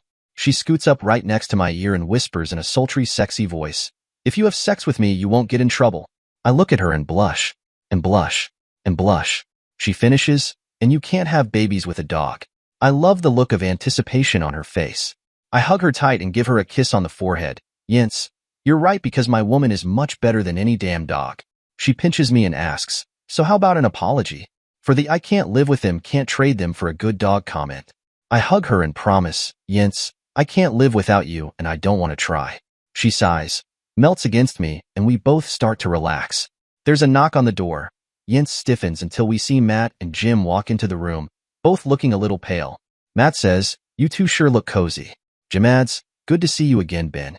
Yince replies, you two sure got here fast. Yeah, we ran into a couple jet jockeys we knew. They had empty back seats and we finagled a ride with them. Matt says. Jim continues, and that's the last time I'll ever do that. They spent the whole trip trying to make us puke. I ask, Yince said you two aren't Marines anymore, so how'd you pull it off? Matt stood up straight. Shit. We may not be in the Corps, but we're still Marines and always will be. We just don't have to kiss the old man's butt anymore. Damn scumsuckers sent us to Thule and we almost froze our butts off, Jim grumps. I was going to ask why until Yince squeezes my arm and smiles at me. Well, we're glad you're here. Just so you know, you're both on the clock. They look at the doorway. Yeah, we figured that. How'd you get the blue boys to stand guard at the door? Yince starts to get upset again, but I hug her and explain. I don't think it was very pleasant, and you probably don't want to know.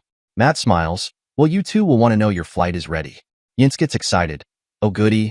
I can't wait to get back to America with Ben, so we can plan our wedding. The guys look at us and ask, you two finally getting married? Yince hugs me and proudly replies, you betcha. As soon as Ben gets well enough. It's about time. Matt says, hey, I wanted to marry her today, but she wants a big wedding with all the hurrah and crap. The guys gave me a surprised look and I knew I'd made a mistake. I look at Yince and she just smiles. All the hurrah and crap, huh? Spoken like a real Marine. Just for that, I think you'll have to wear a tux. I start teasing again. What? I thought we'd both be wearing camo. Don't they make a camo wedding dress and tux?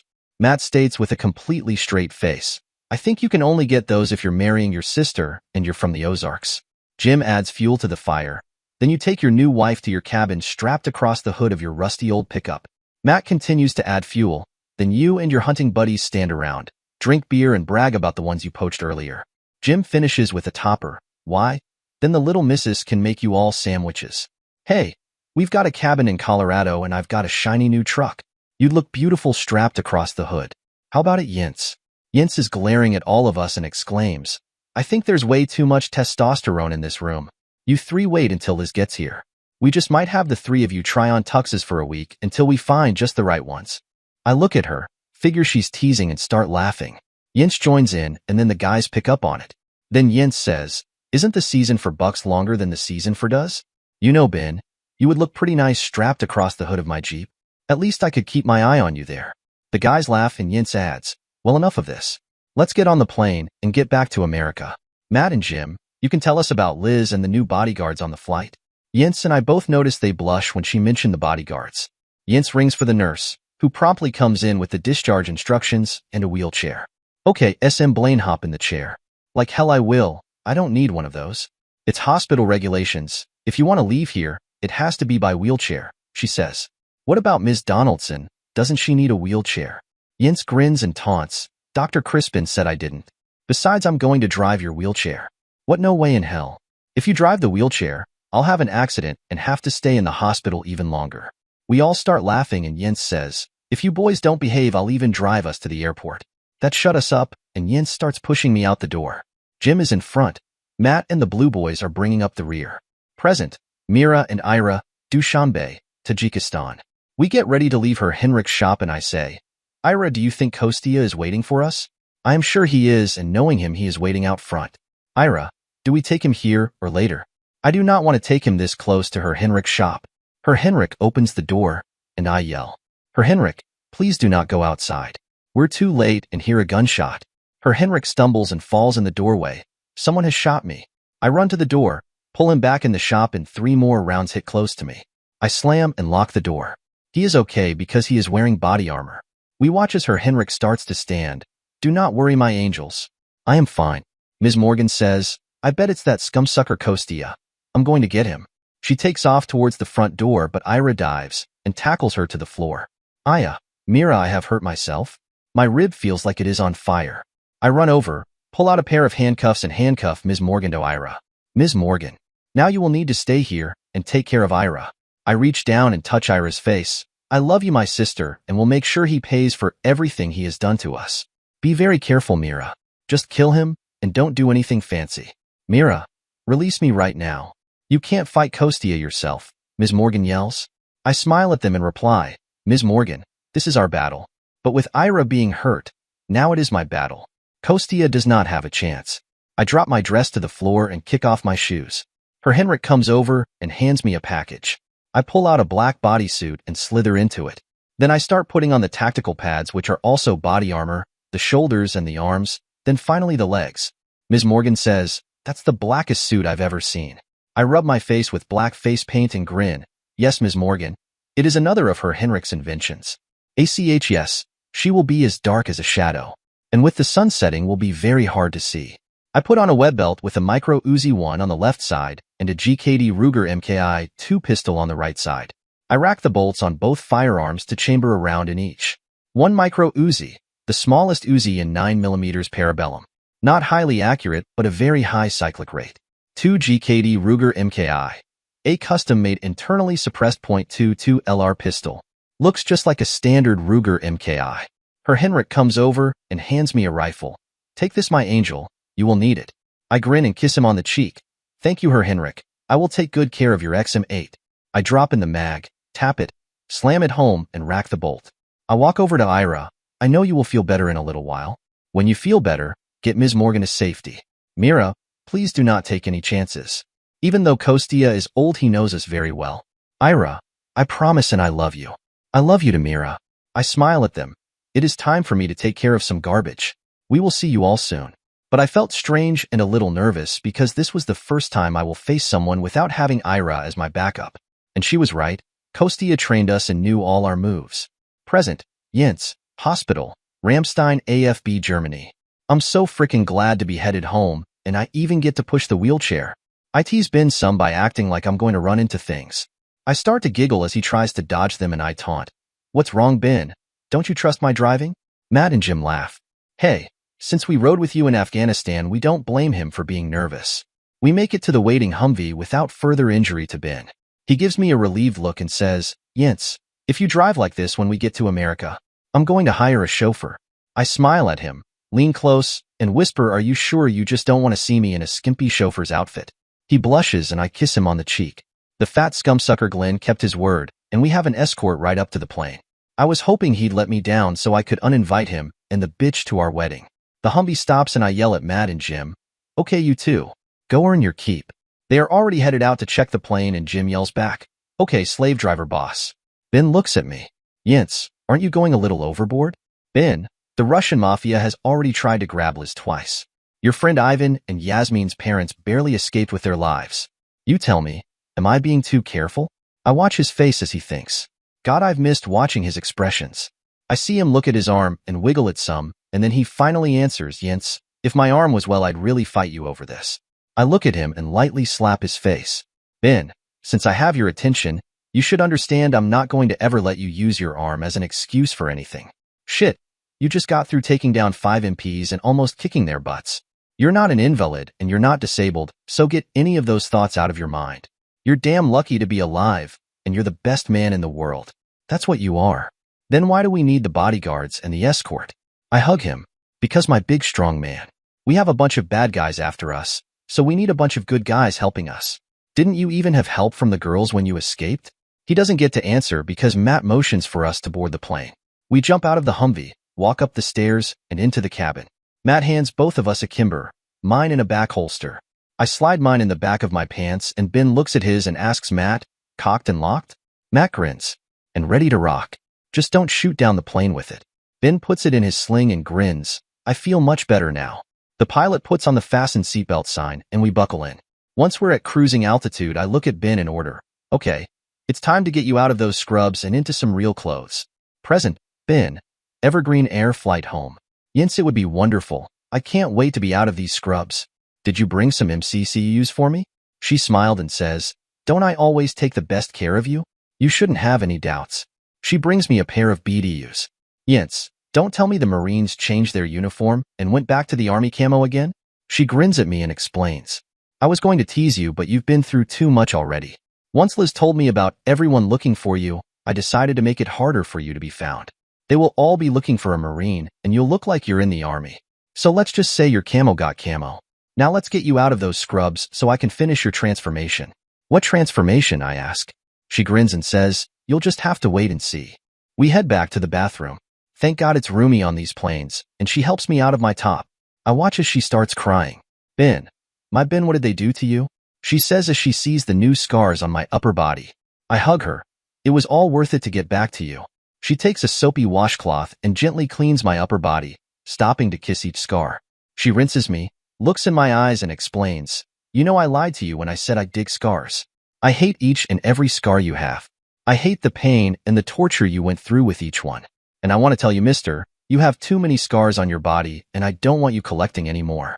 Now drop your pants. I blush but start to explain, Yince, we aren't married yet. Just give me the underwear and the washcloth and I will do my privates and put on my underwear. You can come in and finish my legs. She grumps. Hey, I've seen it before. And you'll see it again when we're married. I swat her on the butt and add, now get out and I'll call you when I'm ready. It is hard to clean myself, but I was concerned if Yince was here cleaning me, we might end up doing much more than cleaning. As hard as it is to clean myself, getting into my underwear is worse. I work up a sweat before I'm finished. Okay, Yince, I'm done. She walks in and gives me an evil grin. Are you sure you don't need me to make sure you're clean? Nope, I did just fine. She pouts and then notices I've been sweating. Wow, you worked up a sweat cleaning up. Now I have to wash you again. As she starts in again, she asks, hey, what's this patch they have on your shoulder? I don't know. Crispy said I needed it, and I've felt much better since they put it on me. They change it every once in a while. Did you ask them what it was? No, I didn't think it was important. Yince gives me a look of utter disbelief and complains, Ben, everything they do to you is important. You need to ask them about everything. Sorry, Yince. They started putting them on me when I was pretty well out of it, and I was in no condition to ask. When she pulls a box out of a bag, I ask, What's all that crap? She grins at me and replies, well, my dark-haired Romeo, you're about to get your wish and become a blonde. I never wished to be a blonde, and like hell I am. She snuggles up to me and asks, don't you know blondes have more fun? Haven't you noticed something about my hair? I did notice the ends were pretty dark. I thought it was some sort of reverse highlights. She pulls away and smiles. You might call it that. I became a brunette while I was looking for you, and it's taken forever for it to grow out. Yince, there's an easier way. Just cut it all off. Sorry, Ben, but everyone knows what you look like with your marine haircut. You're going to start wearing your hair longer, and we're keeping it blonde, at least for a while. She explains with her most determined look. I knew I'd lost. Oh, all frickin' right. Hey, be thankful I don't want to dye all your hair. You do know what you get when you stand 10 blondes on their heads? I'm going to look like a clown and she's making jokes. 10 blondes which are even more dizzy than normal? She spanks my butt and provides the answer. Hey, I am not a dizzy blonde. And no, you get 8 brunettes. It was so good that I almost chuckle. She starts on my hair, and I remember a joke. Yince, what do you call a blonde that dyes her hair brunette? Don't tell me you're starting blonde jokes now. You know I hate blonde jokes, she grumps. You call them artificial intelligence. She pinches the hell out of my butt. That's about enough of those jokes. I put up with them when I was a kid, and I don't have to put up with them now. She finishes my hair, pulls out a pair of scissors, and starts cutting and styling. She finishes and says, wow, you look better than I thought.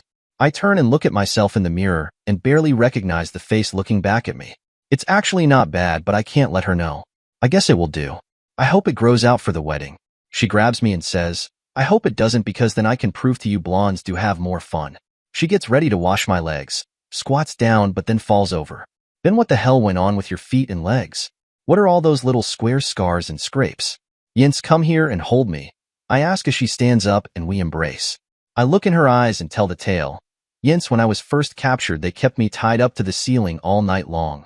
I shivered and shook remembering the hell I went through, but continue. Once it got dark, the rats came out. She starts crying. Rats? Those are rat bites. Then I'm so sorry, I never looked at your legs, so I didn't know.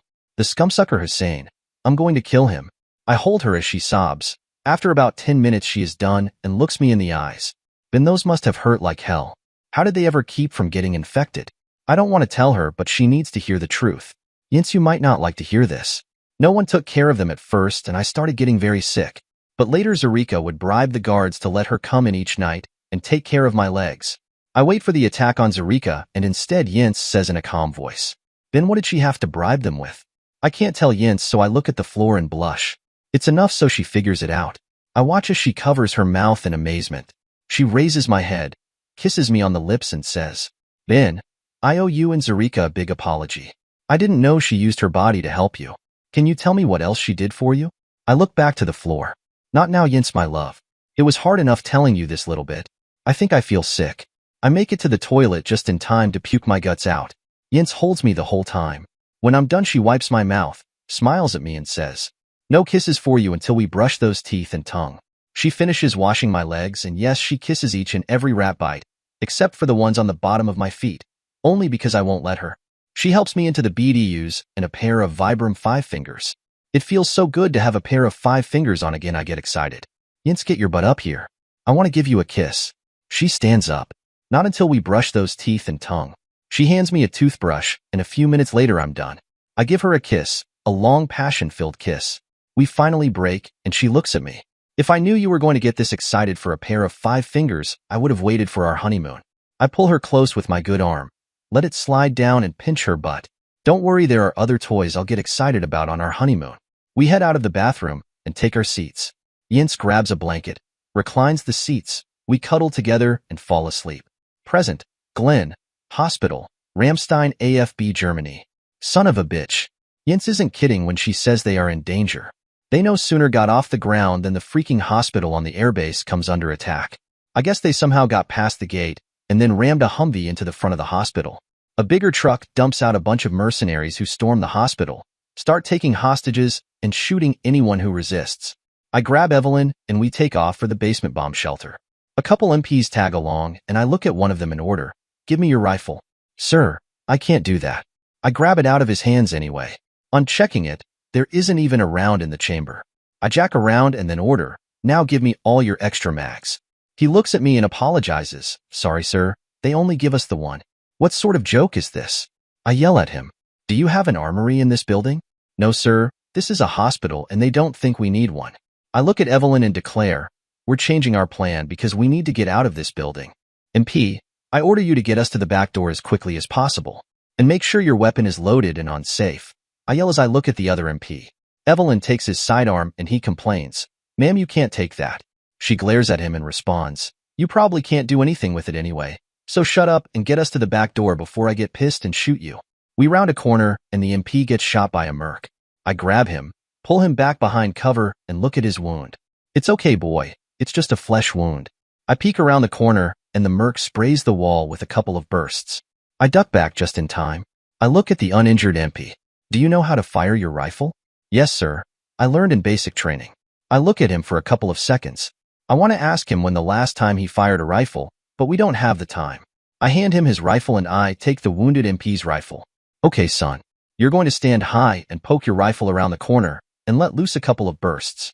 But sir, you're a general, he complains. I look at him and explain, but I'm a Marine first and all Marines, even generals, are riflemen. Now do what the hell you're told. I lie on the floor and look at him, then start to count. Okay, on 3. 1, 2, 3. He sticks the rifle around the corner and holds down the trigger and it's spraying rounds everywhere. I poke my head around the corner and fire 2 quick shots, hitting the merc in the face. Airman, cease fire and quit wasting our ammo. He releases the trigger. I run around the corner and approach the merc. Evelyn and the 2 MPs follow. I start stripping the tactical vest off the merc. I hand Evelyn the MP's rifle and take the merc's AK. Now we have a better chance, since I have 10 mags, for frag grenades and 4 flashbangs. I pull the radio off the merc, stick it in my ear, and listen to the chatter. I look at Evelyn and ask, how's your Arabic? Not good. She replies. I look at the MPs and ask, do either of you know Arabic? No, sir, they say in unison. I want to ask what they're good for, but not now is not a good time to start another battle. I guess I can use them for cannon fodder if nothing else. I look at the wounded MP. You're going to have to keep up with us because I'm too old and fat to carry your butt. Do you think you can do it? I will try my best, sir. I stand up straight and look at him. Trying your best is not good enough. You will keep up with us and this is an order. Do I make myself clear? Yes, sir. I will keep up with you. I grab the uninjured MP, give him Evelyn's M4 and order, you take the lead and don't get shot like your buddy. You might not be so lucky. I reach over and make sure the M4 is on single shot. And whatever you do, don't waste any more ammo. I take his M4 and hand it to Evelyn. Here, try to remember how to use one of these. I watch as she checks the weapon and the mag, then puts it on single shot. She looks at me and I see a little change in her as she sharply replies, yes, sir. I get everyone in a huddle. Okay, let's not run through here like maniacs. We don't want to run into another merc around a corner. Besides, by now they will have all the doors covered, so when we do reach a door, we will have to fight our way through it. When the time comes, make sure you're very careful when you first step out the door. By now the building is surrounded, and I don't want any of us getting shot by trigger-happy airmen. We take off, and the lead MP starts running like crazy. Halt! Didn't you hear what I said? It's too late because he rounds another corner, and we hear a bunch of gunfire which ends with the distinctive sound of an AK. I look at Evelyn and the other airmen. Okay, I guess I'm going to have to show you how this is done. Present, Matt. Evergreen Air Flight Home. Ben and Yince are spending a hell of a long time in the bathroom. Jim is sure they are joining the Mile High Club. I just laugh at him. Jim, those two are going to wait until their wedding night. So get your filthy mind out of the gutter. Then what are they doing in there for this long? I see Yince come out and stand by the door. Why don't you go and ask Yince? He looks at her and quietly answers, no way. She'll chew my head off. Jim, I'll bet you $100 I can go ask Yince and she won't chew my head off. You're on, but I get to follow and listen. We walk back and I ask, hi Yince, how's it going? What are you and Ben doing? She gives us a sad look. I'm cleaning him up and helping him change into some clean BDUs. Why are you so sad? She looks at us and I notice the tears. Guys, I finally saw all the new scars he has. I guess I'd never really noticed before. The scumsucker Hussein put Ben through hell. When she finishes, I see a fire in her eyes. We're going after him, aren't we? I swear her violet eyes are flaming fire red when she looks at us. I will chase the scumsucker to the gates of bottomless perdition if I have to. And when I find him, he will beg for death for a month. She is so intense it makes us both uncomfortable, and we hear Ben yell that he's done. Yince says, excuse me guys, I need to finish Ben's transformation and then wash his legs. She heads into the bathroom, and we head back up front. Okay Jim, That's another 100 you owe me. Matt, have you ever seen anyone that pissed off? Never. I tell you what, Hussein had better hope he dies before Yinz gets a hold of him. I watch as they come out of the bathroom and can't believe my eyes. Ben's now a blonde. I get ready to tease them until I notice Yinz is even more upset. Jim, don't look now, but Ben's a blonde. And whatever you do, don't tease them. Yinz must have found something else because she's even more pissed. Jim chuckles. He looks better as a blonde than Yinz looked as a brunette. Man, she is so pissed off. We watch as they settle down and fall asleep. Jim, do you really think she is asleep?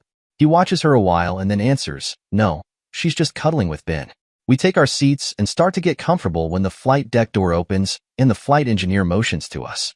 Present, Yinz, Evergreen Air Flight Home. I watch as Matt and Jim get motioned into the flight deck. I run up, keep the door from closing and ask, what's going on? The flight engineer says, we received word from Ramstein. The hospital was attacked shortly after we left. I guess a large group of armed men have taken control of the hospital. They are holding hostages and have killed those who have resisted. I study him. And what else aren't you telling us? Ms. Donaldson, your parents are still in the hospital. I falter just a little but ask, pilot, can we push the speed of this plane to maximum cruising speed?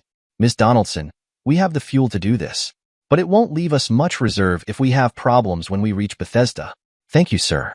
Would it be possible for your flight engineer to discuss some options with us? Certainly, just let us know what we can do for you. We walk out of the crowded flight deck and sit at one of the tables. I look at the flight engineer and make introductions. I'm Yinz. This is Matt and Jim. Your name is? He shakes our hands. I'm Robert. How can I help you? When you guys file a flight plan, does it contain a manifest of the passengers? Yes, miss, it does. I get very upset and explain. Okay, here's the problem. The people who attacked the hospital are looking for Ben. They think he has an important piece of information they want. As you can see, they are willing to kill anyone to get it. Matt says, so you're worried they will find out he is on this flight and either try to force us to turn around? I interrupt and finish, or they will be waiting for us in Bethesda. Robert adds, how well armed are they? I look at him with a question. Why do you ask? Well, I just thought of something else. If they have any fighter aircraft available, we are a sitting duck in the sky. I glance back and Ben is still sleeping. Shit. I wished I had asked Glenn for a fighter escort. Matt snaps his fingers and asks, do we go anywhere near Thule? The flight engineer answers, sure we have to. Matt continues, Yinz, we know the base commander pretty well, and even a few of the fighter jocks. They even owe us a few favors. We might be able to call him and see if he can do anything. Good. Matt, you work on it. Now I want only honest opinions from each of you. Do you think we should still land at Bethesda? The flight engineer says, I can try to determine the alert status on the base and see if they're worried about an attack like the one at Ramstein. Good, Robert. Please go do it. He leaves and I look at the guys. I think we might need to land somewhere else, and I'm looking for suggestions. Matt says, I don't want to land in Thule unless we have to. Jim says, Canada might be good, but they won't like our weapons. Robert comes back and informs us there are no alerts on any American bases. I look at him and ask, Robert, I want you to give me some viable alternates to landing in Bethesda. What are the parameters? First, I want someplace which is safe. Someplace which is not on any list for those trying to find us. Ben's going to need surgery, so being close to a major hospital would be nice. 1 minute, let me check something. He goes up to the flight deck and comes back in a couple minutes with a map of America. He does some calculations, draws a big loop on the map and explains, any city within this circle is possible with the normal margin of safety. As we start poring over the map, Matt laughs and suggests, we should take him to New York City. I look at him and reply, Matt, we should do it and tell him it's your idea. On second thought, I don't think it's such a good idea, Matt recants. Jim says, you know we could land anywhere, and then take a vehicle to the final destination. It's probably safer. Do you still want to take him to Bethesda for surgery? I think for a minute and reply, the vehicle is a great idea, but I'm not sure about Bethesda. We continue to discuss options. Present, Glenn, hospital, Ramstein AFB Germany. One goddamn MP got himself killed, the other one's wounded. So now it's up to Evelyn and me to get out of this hospital. I look at my wife and explain, Evelyn, you need to become a soldier if we're going to get out of here. She gives me an unsure smile and asks, Glenn, what will happen to us if they catch us? Evelyn, I think they are here after SM Blaine. Yinz asked me for armed guards right before they left but wouldn't tell me why.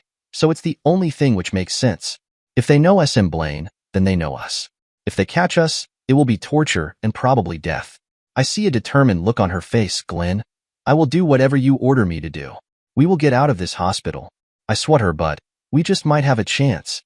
We're going to scoot down these hallways, taking turns covering each other. But first we have a terror to take care of around the corner. I'll flashbang him, and then we'll both shoot anyone that's there. One thing though, try not to shoot any hostages. We slip up to the corner. I pull a flashbang and bounce it off the wall and wait. It detonates, and we both peek around the corner, and the terror is gone. Shit, I guess they're on the move, and I wasted a flashbang. We come to a cross hallway, and I peek around the corner. There are two terrors, and when they see me they start firing. I pull another flashbang and flip it up the hallway, just when one comes bouncing towards us. I turn my head, close my eyes, plug my ears, and wait until I hear two bangs. I open my eyes, peek around the corner, and shoot one guard. The other one returned fire. I guess he did the same thing as I did. I'm tired of screwing with this guy, so I bounce a frag grenade up the hallway. After it goes off, I look and see both of them are down. Evelyn says, "Glenn, I can't hear or see shit." The MP yells the same. Son of a bitch, I have two dead weights now. After all the problems Evelyn has caused me through the years, I briefly consider leaving her. But damn it, I still love her. I grab the MP's hand and put it on Evelyn's back and yell, "Hold on to her and don't let go." I grab Evelyn's hand, put it on my back, and again yell, "Don't let go, Evelyn." I start up the hallway, stop at the two dead terrors, and start stripping gear from them. I put one tactical vest on the MP and the other on Evelyn. Hand them each an AK and yell, "Don't let go of me, or you'll get left." I'm surprised when they both answer, "Yes, sir." I don't have to worry now about traveling too fast since I can't rush with both of them hanging from me like a small train. I figure we have about 5 more minutes before they can see, and even longer before they can hear. The time's not important because any chance of beating the terror to the back doors is gone. Now we just need to get there without getting captured or shot, and then fight our way outside and hope we don't get shot by friendly fire. I hear some noise coming down the hallway, so I open a door and step inside a room. Evelyn starts to talk, and I put my hand over her mouth so she stops. I glance around the room and see some scared hospital staff huddled in one of the corners. At first, they look frightened of me, but I hold my hand over my lips, signifying for them to be quiet. I listen as the mercs pass, sneak the door open, gun down 3 more terrors, then explain to the staff, "Sorry, I heard the terrors and didn't want any of you to make any noise and attract them. Can any of you use a rifle?" One young man I hadn't noticed rolls up in a wheelchair. "I can, General. Give me a rifle and I'll kill all the Arabic scumsuckers." I look at him with his missing legs and ask, "Marine?" He laughs and answers, "No, sir. Corporal Cohen, IDF, Israeli Defense Forces." I want to ask him what he's doing here, but we don't have the time. I hand him a rifle and order, "Cover me while I go and retrieve their gear." He checks it, spits on the floor and curses, "Piece of shit AK." I go to the door and he follows right behind me. I slip into the hallway and start to pick up the gear from the mercs and then hear rifle fire behind me. I turn and see that Corporal Cohen has taken down 2 more terrors who came around the corner. He rolls out in the hallway and gives me the thumbs up. Being out here and killing these Arabic scumsuckers is better than sitting around in the room waiting to die. "Sir, please give me another rifle, a bunch of mags, and how about some of those grenades?" It feels good to be fighting again. I look at him and ask, "Do you speak Arabic?" He spits on the floor and replies, "Yes, I do." I pull out the radio and headset, hand it to him and direct, "Let us know what you hear." He puts it on and I hand him another rifle, a bunch of mags and grenades. He starts tucking them all over his chair. Then we head back in the room to pick up everyone else. "General, let's drape a couple of those lead aprons over my torso." It's not body armor, but it's the best thing we have. We cover his torso with the lead aprons. "Okay, let's get out of here. Get someone to push me. I have terrors to kill." The wounded MP says, "Since I can't shoot, I'll push you." Corporal Cohen says, "Give him a lead apron too." He grins at us and adds, "Now you can call me Frank the Tank." He listens for a bit to the radio and explains, "General, it looks like they have all the doors wired. If I know these Arab scumsuckers, it's probably something pretty simple. I used to do demo, so if you can get me to a door, I can probably disarm it." Then he looks where his legs used to be. "And if I can't, I'll just blow it up since there's not much reason for me to live without my legs." I call everyone into a huddle. Here's the situation and the plan. Terrors have seized this hospital and are killing hostages, so you're not safe just sitting in this room. We're leaving and trying to get to a door where we can escape. It's going to be dangerous, because these scumsuckers are shooting first and asking questions later. You all are welcome to come with us, but you have to stay quiet and obey every order we give. One man in a suit stands up. "First, I want to know who made you the boss. And second, I think we should negotiate with these men and see what they want." Frank laughs and says, "You can't negotiate with Arab terrors." I hold up the AK. This and the stars on my shoulder make me the boss. And mister, you just earned the right to stay here because I'll shoot you if you try to follow us. Now does anyone else want to stay here and negotiate with the terrors? No one else did. Okay, let's move out. Frank, you're in the front. I'm right behind you. Evelyn can sort of see again. I hand her a rifle. You've got our 6 and keep checking behind us. I don't want you to get shot. We open the door and move carefully out into the hallway. Present. Evelyn, Ramstein, AFB, Germany. The transformation in Glenn reminds me of when we were first married. I haven't thought about it in years.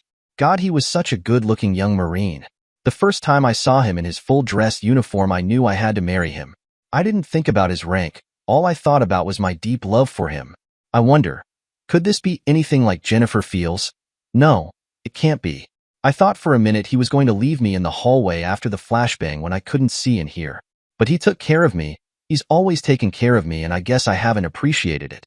I know I haven't thanked him for it for a very long time. He tells me to watch our 6, and we get ready to move out. I grab him and give him a big kiss. Evelyn, what was that for? Thank you, Glenn. We head out the door, and I look at the idiot who wants to negotiate. He looks scared. If you stay quiet, you can follow behind me. But if you make one sound, I'll shoot you. He nervously says, thank you, ma'am, and falls in behind me. He doesn't realize he's the last in line, and the first to get shot if someone comes up behind us. But my ears are still ringing like the church bells after our wedding, and I can't hear much. Present.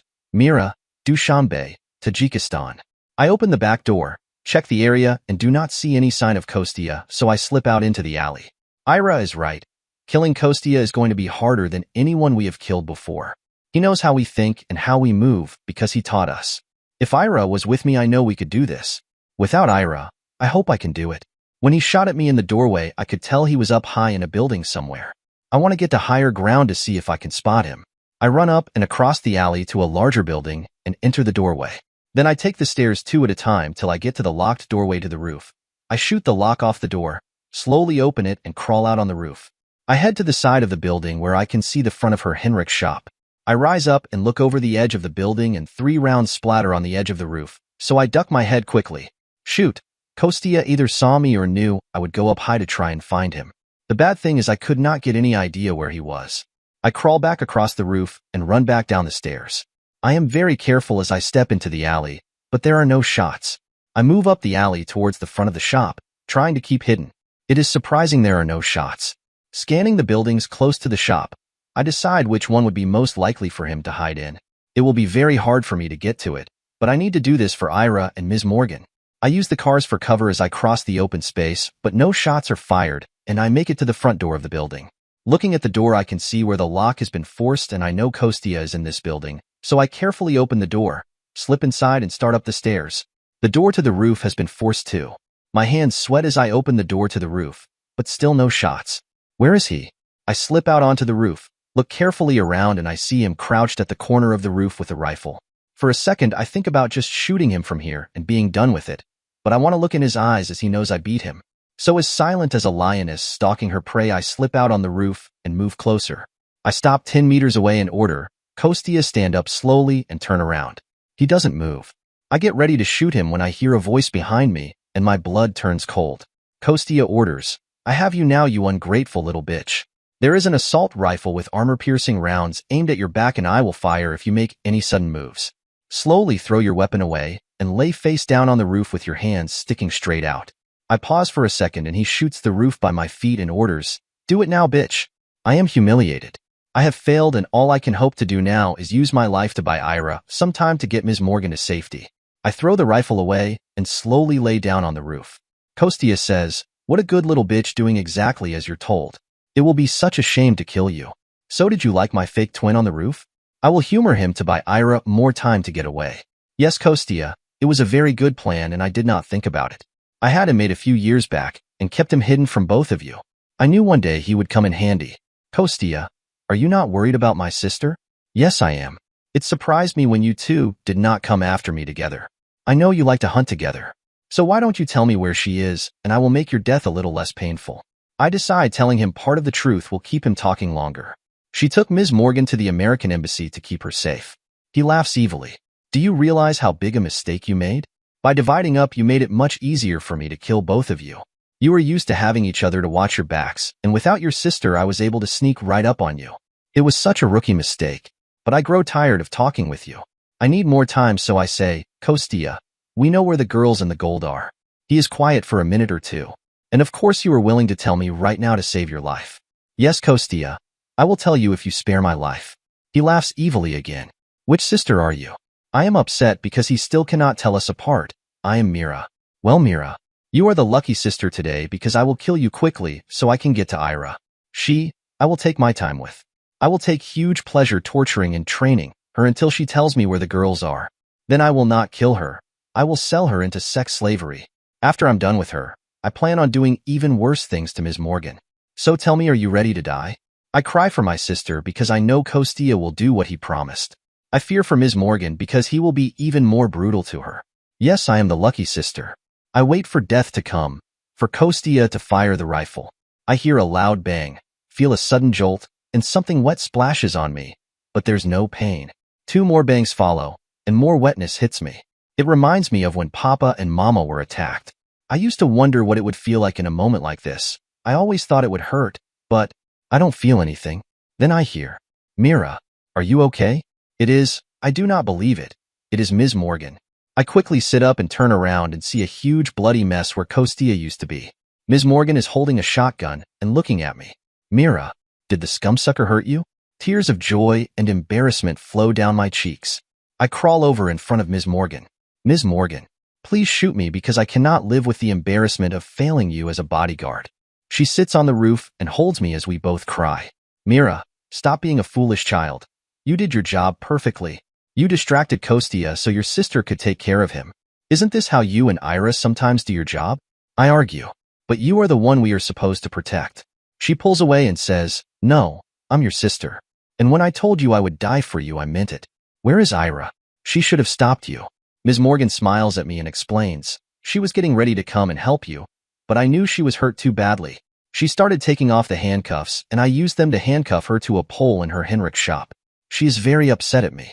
Then I forced her Henrik to give me this gear and shotgun.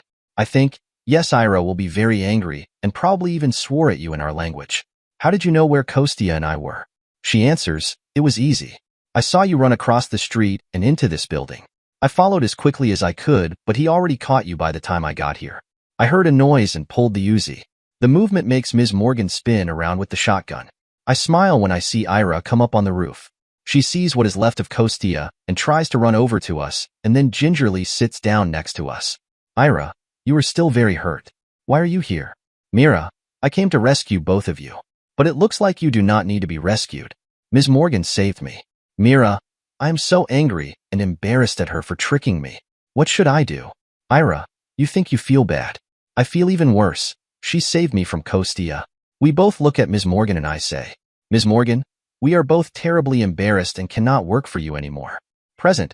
Liz, Dushanbe, Tajikistan. Well, I did what I needed to do and killed Kostya. I wish I could have tortured the hell out of him first, but he was getting ready to shoot Mira. I was so thankful he had her lying on the roof, because with this shotgun, I might have hit Mira too. The scumsucker described how he was going to torture Ira, and he meant it. Good riddance to bad rubbish. But now I have a huge problem, because I have embarrassed both of them and hurt their feelings. How in the hell am I ever going to fix this?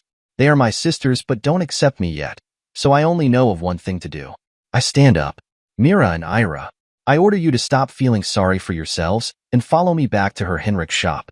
We need to clean the pieces of Kostya off Mira, get Ira some more pain medicine, and then go clothes shopping. I'm not letting this dead piece of shit ruin shopping with my sisters. I turn, start to walk away, and just like I thought, they follow me. I hear them talking behind me and know they are working things out. Mira, I do not understand her. She ordered us to follow her. Ira, I think I know what she is doing. She is very smart and knew Kostya taught us to always follow orders. Mira, I am still embarrassed and wished she would order us to jump off the roof. Ira, she will never do it. She loves us. I could tell by the way she ordered us. How is your rib, my sister? It hurts very much and I cannot move very well. You know she will order you to take more pills at her Henrik shop. I think you should take them before she orders you. I guess we do not have to worry as much about her as we thought. Today we have seen a side of Ms. Morgan we never heard about. I never dreamed she would be the one to kill Kostya. But you are right, I will take the pills. and I will tape your ribs this time. But first, Mira, we need to get you out of your gear and have her Henrik destroy it. You are covered with parts of Kostia and stink. Ira, do not tell me. Just thinking about it makes me sick. I am going to throw up. I hear a noise, turn around and see Mira throwing up. I run back to her. Are you hurt? She looks embarrassed and says, sorry, Ms. Morgan, the thought of having Kostia all over me made me sick. Well, having the scumsucker on me would make me sick too. He was an evil man. Ira nods at Mira. Ms. Morgan, he was not a man. He was an animal. We have never hated anyone in our lives except him. Ira continues, we owe you forever for killing him for us. They both add together, sister. We head back to her Henrik's shop. He meets us at the door and is incredibly worried. ACH, you are all well. I was worried. He looks at Mira. Mira, you have blood all over you. Are you hurt? Ira replies, her Henrik, it is not Myra's blood, it is Kostia's blood. Mira finishes, I need to change out of these clothes because they are ruined forever. I decided to try something and add, I think we should take those clothes and burn them. It would be just like burning Kostia. The twins look at me and grin, Mira says, I would like it very much. Ira continues, I would like it even more. Mira starts stripping off her clothes. Ira says, hurry Mira. I cannot wait. Then she adds, her Henrik, may I please have 2 more pain pills? He walks in the back and comes out with the pills and some water, and Ira takes them both. I watch as Mira puts tape over Ira's ribs and think, that's going to hurt like hell when it gets pulled off. Her Henrik is grinning and comes over to me. Ms. Morgan, you are not just a beautiful woman. You are very wise for one so young. Her Henrik, I am giving them something I never had, a chance for closure. I took it from them when I killed Kostia. He eyed me. ACH, I can tell you and my angels have had some of the same terrible experiences. Ms. Morgan, thank you for letting them have some closure to their experiences. I do wish someday you can have some closure to your experiences. I kiss him on the cheek. I don't think it will ever happen. Mira and Ira yell, we are ready. It is time to burn Kostia. We walk into the back room and I'm shocked. It is one of the most complete laboratories and manufacturing facilities I have ever seen. Ira says, yes, Ms. Morgan. It is shocking the first time you see it. They took all Myra's bloody gear, and her Henrik dumps it in a big metal bucket. He pours in some liquid and hands Mira and Ira matches. They both light them together, throw them into the bucket, and the flames start rising. They start dancing and frolicking around the bucket like a couple of children, giggling and laughing and talking in their special language. Her Henrik comes over, stands by me, and some tears trickle down his cheeks. Ms. Morgan, I have never seen my angels act like girls before. Thank you for returning their childhood. As the flames die, we both watch the twins slip back into their hard exterior. Her Henrik goes over and puts a lid on the bucket, snuffing the flames. Mira starts putting on her normal clothes. Her Henrik dumps the ashes from the bucket into a little plastic box, seals the lid, and hands the box to Ira. Ira and Mira, you take this box, and anytime the bad dreams of Kostia come back, you and Mira look at it and know, just like you watched the clothes burn, Kostia is still burning in hell. They smile bigger than I have ever seen before. I look at my watch and it's late, but never too late to go shopping. Well, my sisters, shall we go shopping? They both look sad, and then Ira says, Ms. Morgan, we are dying to go shopping with you. But after everything which has happened, we think it would be wise if we went to your hotel, pick up your things, then to Kostia's and pick up our things and go to the embassy. I look at them and realize they are right. Okay, sisters, you are right. But as soon as we get to America, we're going to spend all day shopping. They both grin and come over and hug me. Mira calls a cab, and we head towards my hotel. Present, Glenn, Hospital, Ramstein, AFB, Germany. The MP is wheeling Frank the tank down the hallway heading towards the closest exit. It doesn't take long until we round a corner and encounter a group of terrors. Frank lets go with both AKs and rips them a new a-hole. They did get off a couple shots, but the lead aprons stopped them. We stop and gear up again. Frank calls me over. General, I heard on the radio they have some sort of large bomb and plan on destroying the hospital if they can't find the patient they're looking for. Did they say who they're looking for? Yes, it's someone named Blaine. They've checked his room and he's not here. I look at Frank. That's because he's on his way to America with my daughter. He gives me a serious look. They will destroy the hospital and many innocent people. I finally remember my mobile phone. Everyone, quick into this room. We walk into the room. Corporal Cohen and Evelyn guard the door. I whip out my mobile phone and make a call to the base commander on Ramstein. Listen, Jim, this is General Donaldson. Glenn, where the hell are you? We are currently in your hospital and have found out you have a huge problem here. The Arab terrors are looking for a patient who left several hours ago. Glenn, that sucks. What do they want him for? It's not important. I just know they don't give a shit. They are killing anyone they find. We also know all the doors are wired, and they have a WMD and will destroy the hospital rather than give it up. Jim replies, Glenn, we've got the hospital surrounded. It won't matter. Listen, I'm calling Boblingen and getting a bunch of Marines over here by chopper. I don't have shit for troops with me. My wife, one wounded MP, and a hell of an IDF corporal that's fearless. We're going to keep roaming the hallways and killing the scumsuckers until the Marines show up. Glenn, don't you think you're going overboard? I get pissed at him. Listen, Jim, I'm telling you there's no way out of this other than killing all the scumsuckers. Make sure you clear things for my troops. Yes, sir, I will. I hang up my phone and call Marferer, Marine Forces Europe, in Boblingen, Germany. Listen, this is General Donaldson. We have an issue at the Ramstein Hospital. I want all and the best Marines you can muster in full battle gear on choppers headed here in 15 minutes. This is not a drill. I am in the hospital. Call me when they arrive, and we will open a door for them. Yes, sir. Anything else? I think for a moment then add, you'd better send the best demo squad we have. They have a WMD. Yes, sir. We will be there. I hang up the phone, hesitate, and then call Jens. Thank God she answers the phone. Glenn, what are you bothering me for? Jens, listen, and don't give me any crap. We're in the hospital. Arabic terrorists have taken the whole hospital and are killing hostages. They're looking for Ben. Sooner or later, they will figure out he's on the plane with you. Whatever you do, don't turn back. I'm going to call Bethesda and see if I can get them to go on alert. She doesn't say anything for a moment. Then she says, Daddy, take care of yourself. I almost cry because it's the first time in a long time she's called me anything other than a swear word or Glenn. Jens, I will. Is there anything else you need? She replies immediately, Glenn, do you think they might try to attack the plane and force it to land? I don't want to tell her about the WMD, but if they have a WMD, who knows what they might have? Jens, I will see about getting you a fighter escort. You take care of yourself and Ben. I hope to dance at your wedding. I wait in here, Daddy. I'm still pretty upset at you, but I do love you. I make the other 2 phone calls. It takes some work, but I get the fighter escort and get Bethesda put on alert. Now we need to kick some butt and take some names. Present, Ben. Evergreen Air Flight home. I wake up because Jens isn't beside me. I look and she's up front around a table with Matt, Jim, and another guy.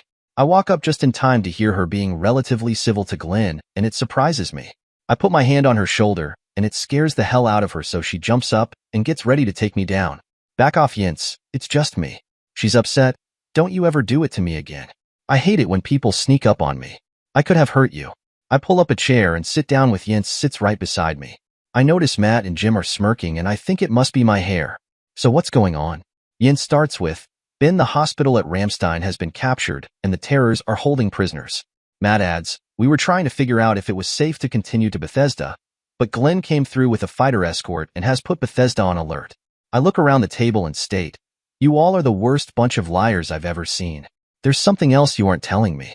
I wait, but no one says anything. If I don't get some answers, I'm going to have this plane turned around. Again, no answers, so I get up and head to the flight deck. Jens follows and says, honey, don't be difficult. I look at Jens and explain, I'm not being difficult. This concerns me, and I have the right. No, I demand the right to be told everything that's going on. They still don't say anything, so I knock on the flight deck door. It takes a while, but it gets opened. Yes, sir. What can we do for you? I am requesting we turn this flight around and head back to Ramstein. Jens is beside me and says, don't you dare turn this flight around and head back to Ramstein. I look at Jens and threaten, you've got a choice. You can tell me what's going on, you can turn this plane around, or you can let me out right here. The co-pilot laughs, we're over the ocean, so I don't think you're getting out right here. I look at him with a stone face and ask, how well can this plane fly without an emergency exit? He gets a worried look and states, you wouldn't dare. Jens grumps but replies, yes he would. Ben, sometimes you're the most unreasonable person in the world. I interrupt and add, I learned it from you. Like hell you did. Quit being a Marine and come back to the table. I'll tell you everything. We walk back to the table and sit down. I grin at Jens and she says, you'd better wipe the smug look off your face. You're lucky I'm in a good mood, otherwise I'd throw you off this plane. I lean over and kiss her, then pull away and say in a sarcastic tone, you're so cute when you're in a good mood. Matt, Jim, and the new guy start chuckling until Jens gives them a dirty look. Okay, Ben, I will tell you everything, but you have to promise to listen to reason. I grin at her and state a fact. I'm always reasonable. No, you're not. I'm afraid you'll want to charge off and do something crazy or something Marine. I just grin at her and wait, but I don't say a word. Jens gets frustrated and says, Ben, please don't make the plane go back to Ramstein. I don't want to lose you again. I still wait. She gets pissed off. Ben, why the hell won't you talk to me? I look her in the eyes and reply, Jens, you're the one who started this not talking crap and I can keep it up for days. So quit stalling and tell me what is going on. She sighs and asks, Ben, I'm asking you nicely not to go back to Ramstein. I start tapping the fingers of my good hand on the table and wait. I see Matt and Jim fighting back a huge laugh. Jens finally gives in. Honey, you not talking is torture. You win. What we didn't tell you is the terrors are killing hostages. I look at her and restate the situation. Jens, they want me and I should go back. But I know it won't make any difference to them. They will still kill the hostages if we go back. Is it being taken care of? First, she gets a relieved look on her face. Then she starts getting angry. You made me go through all this for nothing. Jens, you didn't answer my question. Is it being taken care of? She gives me a nasty look but replies, if you were well, I'd kick your butt. Hell yes, it's being taken care of because Glenn is trapped in the hospital. Good. I'm sure he can handle this. I grab her arm, head back to the seats and say, now come back to sleep with me. I miss you. We walk back and climb into the seats next to each other. Jens says, Ben. I shush her, Jens, I expect you to tell me everything. All you do when you hide things from me is get me more upset. Now I'm not going to ask you about Glenn and Evelyn because of your promise, but I will find out the truth someday. Is there anything else I need to know? She looks at me and says quietly, Ben, I never told you why I received a dishonorable discharge. I kiss her and then say, I bet you ended up shooting some of the troops they had trying to capture you. She looks at me and I see tears in her eyes. Sometimes you're too smart. No, my love, I was just thinking what I would do in your situation. Well, Mr. Smarty Pants, you're only half right here. I also took the blame for everything Liz, Jack, Linus, and the guys did. I'm shocked. Did you say Jack? I hope he's not in trouble. My Ben, I told you I took all the blame. This is the part of the deal with Glenn I can tell you about. Everyone else got off scot-free, and they threw the book at me. I hug her close. Jens, I am so proud of you. She snuggles close. Ben, that's almost everything. There were a couple of incidents in prison, but they both deserved it. I hold her close and I can sense she's finally at peace with me. She has told me everything she needs to tell me. Jens, I wish I could just tell you right now about what I went through. But you saw what it did to me in the bathroom. It will be a long time until I can tell you almost everything. But I think there will always be things I can't tell you. She hugs me so hard it hurts. Ben, we have a lifetime for you to heal from this, so don't be in a hurry. Jens slips off to sleep and I think to myself that our lifetime can only start after I take care of a few loose ends. There's the whole thing which went on between Jens and her parents, and there's still one more rat that needs to be killed. Dear listeners, next part of the story will be released soon. Please share your thoughts in the comments section below, and don't forget to like, share, and subscribe.